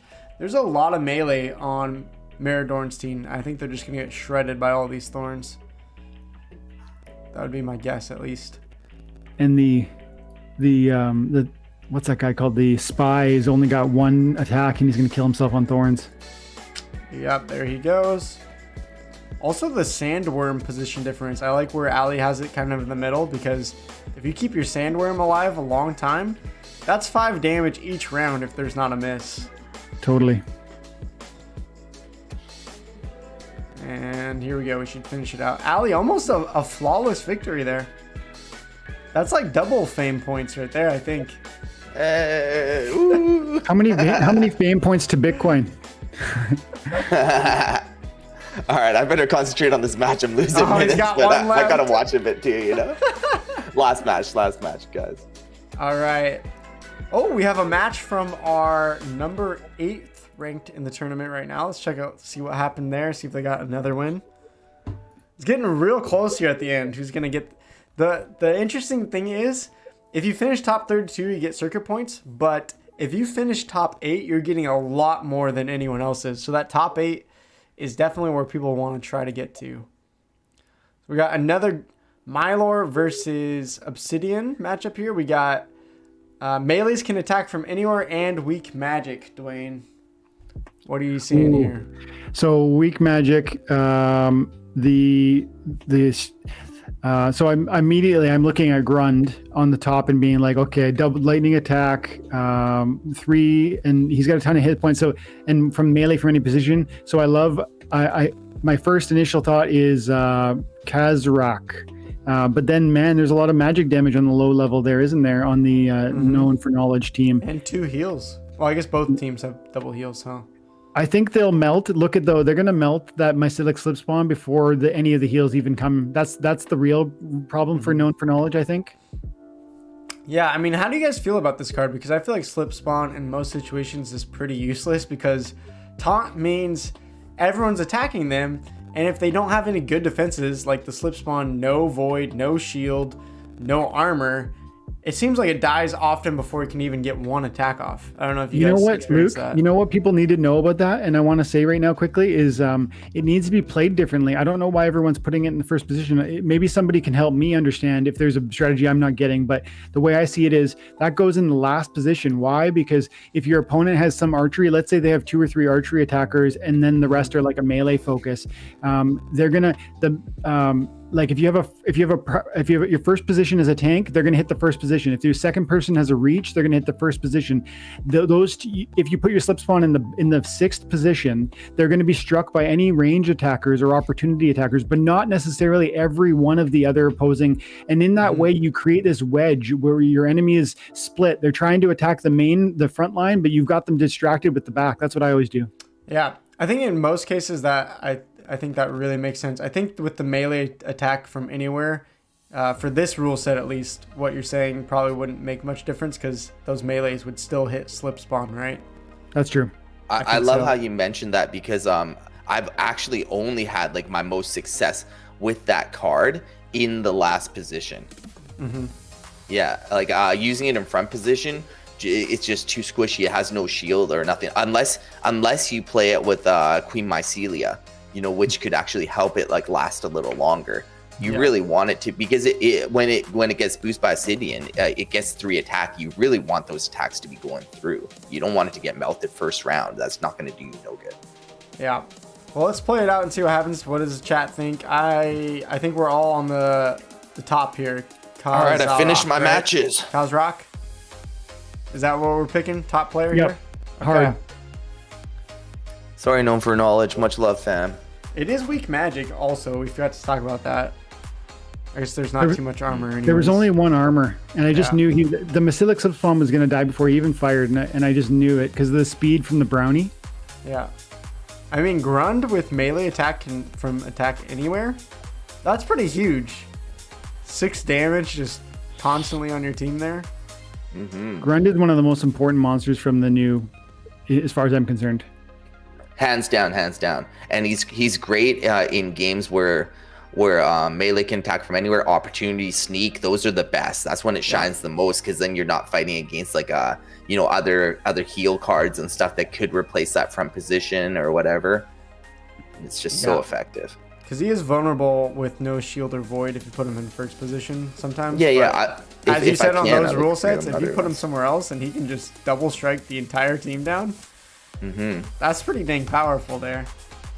Yeah, this was a tough tournament, man. Like now that the tournament's over, like I'm jumping down places right now. I was think in like 40 something, and then it jumped to 70 something, and now I'm in 95th place with 18 wins too. So because all of the forfeits just came in. So I think that was the final here. So let's go ahead and take a look at the standings, shall we? See who's going to earn our circuit points. Remember, if you finished 1 through 8th, first place gets 12 points. From there, it progressively goes down. 9th through 16th, you're all earning 3 circuit points. 17th through 32nd was where you would get your 1 circuit point. And that is pretty big deal, because if you get through the 7 weeks with the most circuit points, that's what enters you into the finale, the best of 5, where you have that chance for that $100,000 total prize pool. So that's pretty dang exciting. Let's see what were some of the standings here. Leaderboard is in first with 26 wins over 2 days. That is impressive. Just beating Very out. impressive. Ali, do you know Fido? I do not. Never heard of that name. He is in it looks like Silver 88th ranked player. Either Chinese or like a Japanese guild kind of thing. So, you know, maybe it's someone that we wouldn't hear from so much, like watching our streams and whatnot. Yeah, I mean, that's super impressive. 100,000 card power. That's a decent amount, but against all these good players, getting second with that, that's pretty impressive there. Kazarok, the player we just watched, finishing third with that win. So that match was pretty important. We got Schwartz Child, oh, get rid of those. I just got pinged by by Splinterlands. There we go. My tournament is over. We got Super Cow finishing 5th. Schwartz Child, the #1 bronze player, finishing 4th. Hataro. Seeing him in 4th is like, whoa, you know? The Force, 7th place. Does that surprise you there, Ali? That doesn't, because I know Z-Force is rocking so much. Look, collection power 2.749, like a million. Oh my gosh. Yeah, so Z-Force has all the cards. It's going to be tough to beat Z-Force. Amari, another high-level bronze player in 8th. Fox, Con Mars. Suitcase finishing out the top 10. Wow, this was really competitive. It's very competitive, because if you can see the Albies in 26th place, it's like, whoa, he's a really good player, always consistently placing by the top. And Uaua is in 21st. Yeah. So, you know, like, how hard do you think this competition really was? Like, when you see that. Actually, like, the Haffleblue in 20th, Haffleblue's a really good player too. They played in the last Zensports tournament. It's like, these are a lot of big names that are competing at the really high levels that are, you know, like just kind of squeezing in here. Like Schnapoon's in 30th, you know, a fellow streamer, Blade Song's in 31st. Yeah. And he's a really competitive, like a great player. We have some people without high level decks though. I mean, we were watching the tough stuff earlier, 44,000 card power. I mean, that's just a little more than I have. That's impressive. That's great. Take a little look. Dwayne, any names you're seeing that you recognize from your streams or tournaments you've run? Yeah, Uchi, D-Tough, like you said, Schwartz Child, Necromancer, there he is, TNA. And Uwe won one of my last tournaments. I do the weekly tournaments myself, and he won a card off of me, and he's a great community member. He was just paying it forward, just like you were earlier, Luke. He won a summoner off me, a level 2 black summoner. He paid it forward on Twitter and gave it away to somebody else who needed it more. Lots of people who love these tournaments. I see their names all the time. Yeah, this is pretty exciting. Lots of great names, lots of good competition here. That's pretty happy. If you did finish the top 32, don't forget you will be awarded circuit points. I'm keeping track of that all season long. I'll be updating that today. Ali, I see you finally. I had to scroll down. I know, right? I had to scroll all the way down to the bottom to see my name.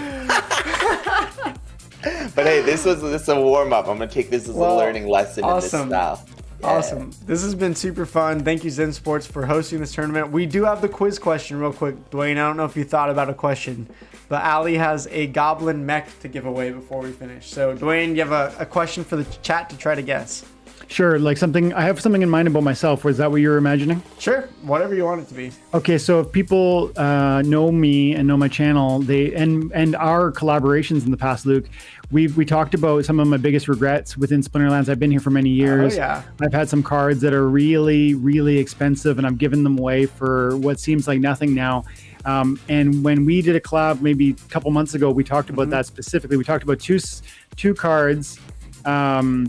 And I wonder maybe I give the card and then we say how much you guys have to be close enough to the price that I would have sold it for, and I can tell that might be a fun way to do it rather than trying to guess the card. Yeah.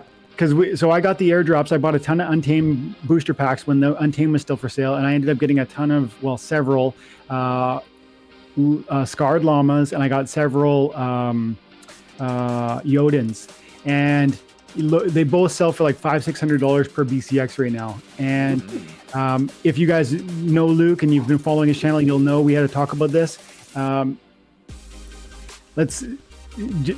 how much should I sell my copies of Scarred Llama for? Even maybe like closest dollar value would be maybe. And, closest dollar guess to the llama sell for Dwayne. Shopping channel says 40. Sub 40. Mr. Chaw said 25. Silver said $20 for Yoden. Nubesh said 31 USD. Chuni 36. Luke says 1,000. I think Dwayne wishes. Six Till with 35. Silver 25. John 30. America's Finest 38. Chenzilla 18. Nobody's Luke says, really wait, close. no, 10. That's the closest so far. Jason 25. Gravity 77. Prime 17. So I think we're gonna have to give it to Luke here. So Luke, Nowak Alum, you are. We'll say you're the winner. How much was it, Dwayne? I sold my Scarred Llamas for $7 each, and I sold $7 multiple each. copies. Wow. All right. Well, Luke was the closest, but then Prime Pockets actually, before you said that, did put in 7. So Prime Pockets, I'll send you a little gift as well. So Luke, put your IG in. That will be the Goblin Mech from Ali, and then Prime Pockets, I will send you a card as well. All right, Luke, send it over. I'll send you over I'm your wrong. prize. I'm wrong. I see Godziel. Godziel said $7 first. You're right. That was before Prime Pockets in the chat. So Godziel, put your IGN in there as well as Luke Nowak. Okay, Luke, I'm gonna send you over that Goblin Mech. Congratulations. All right. Yeah, I think Luke is a fairly new player. They were talking about starting this tournament with starter cards. So maybe Goblin Mech is one of their first cards. You know what? Then that's awesome. I'm glad I get to help cool. out like that. That makes me happy. That would be cool. All right, and I got Godziel as well, sending over a little gift for you. Hope you enjoy. Is it okay if I make a shameless plug? Yeah, I was just about to ask you that. Oh, that's perfect. Any shameless plugs? First, before we do that, I do just want to say we wouldn't be able to host this amazing tournament without Zensports. So if you guys aren't already, join in the Discord. They have some cool things coming, more tournaments. You want to join the Discord for the information, all of that, announcements. They do giveaways constantly as well. So make sure you jump in their Discord if you haven't already, because they are the only reason we can actually host this $1,000 tournament Esport League. Without them, as I said earlier, the prize pool, if it was for me only, would be about $10 in total. So they have 100x this tournament prize pool for us. So go join the Discord, say yip yip hooray, and we'll celebrate some Zensports there. But of course, as well, Ali and Dwayne, thank you guys for joining me. I would hate to do this alone. It'd be much more boring. So Ali, I'll let you go first. Anything you want to plug? Yeah, you guys, if you want to, follow me on Twitch there, I do a lot of Splinterlands giveaways. We play interactive games, give out NFTs, talk about different projects, strategy, do battle challenges, all that fun stuff. So you can check me out at twitch.tv /GameBoy_Ali, just like my name above here. So, this way. All right, so hope to see you guys out there so we can all have some fun together while we're playing this game. Yeah. Sweet. I've enjoyed having you here. I'm going to have to start watching your channel more and more, even though it's on the Twitch competitor. How could you? I'm just kidding. Hey. Awesome. Well, Dwayne, anything you want to say or shout out real quick? Maybe just if you guys follow me on YouTube, then I do giveaways on Twitter. At the end of every season, I delegate away some of my power so that you guys can get the maximum rewards for your time and attention within Splinterlands. And last season, I gave away 300,000 collection power at the end of the season, so that I think of 5 or 6 people were able to get significantly better season end rewards. This season, I gave away about 150,000, and I plan to do that every season end moving forward, at least for the foreseeable future. So follow me on Twitter at the letter N, attention, and I'll cover Splinterlands there. I'll cover different economic conversations too, and a little bit about my life and other interests, but mostly focus on Splinterlands. Yeah, and that's pretty huge, because I don't really know if you've calculated this, Dwayne, but I was looking to rent into gold for end of season rewards, and I think it was going to literally cost me 800 DEC.